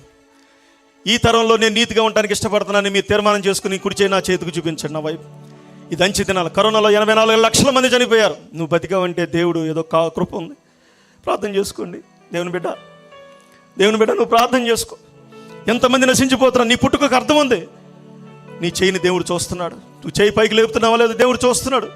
నేను నోవాహులాగా బతుకుతానని తీర్మానం చేసుకున్నాను. ఈ రాత్రి చాలామంది చేతుల పైకి ఎత్తారు. వాళ్ళందరినీ దేవా నువ్వు ఆశీర్వదించును గాక, ప్రభు ఆశీర్వదించును గాక, వారి కుటుంబానికి ఆర్థికంగా ఆత్మీయంగా గొప్ప వరాలతో ఫలాలతో ధనంతో నింపును గాక అని ఆశీర్వాదాలు ప్రకటిస్తున్నాను. చూసారు, అందరూ చేతుల పైకి ఎత్తారు. కళ్ళు పూసుకుని ప్రార్థన చేసుకోండి. ఆ చేతులు అలాగే చూపించండి.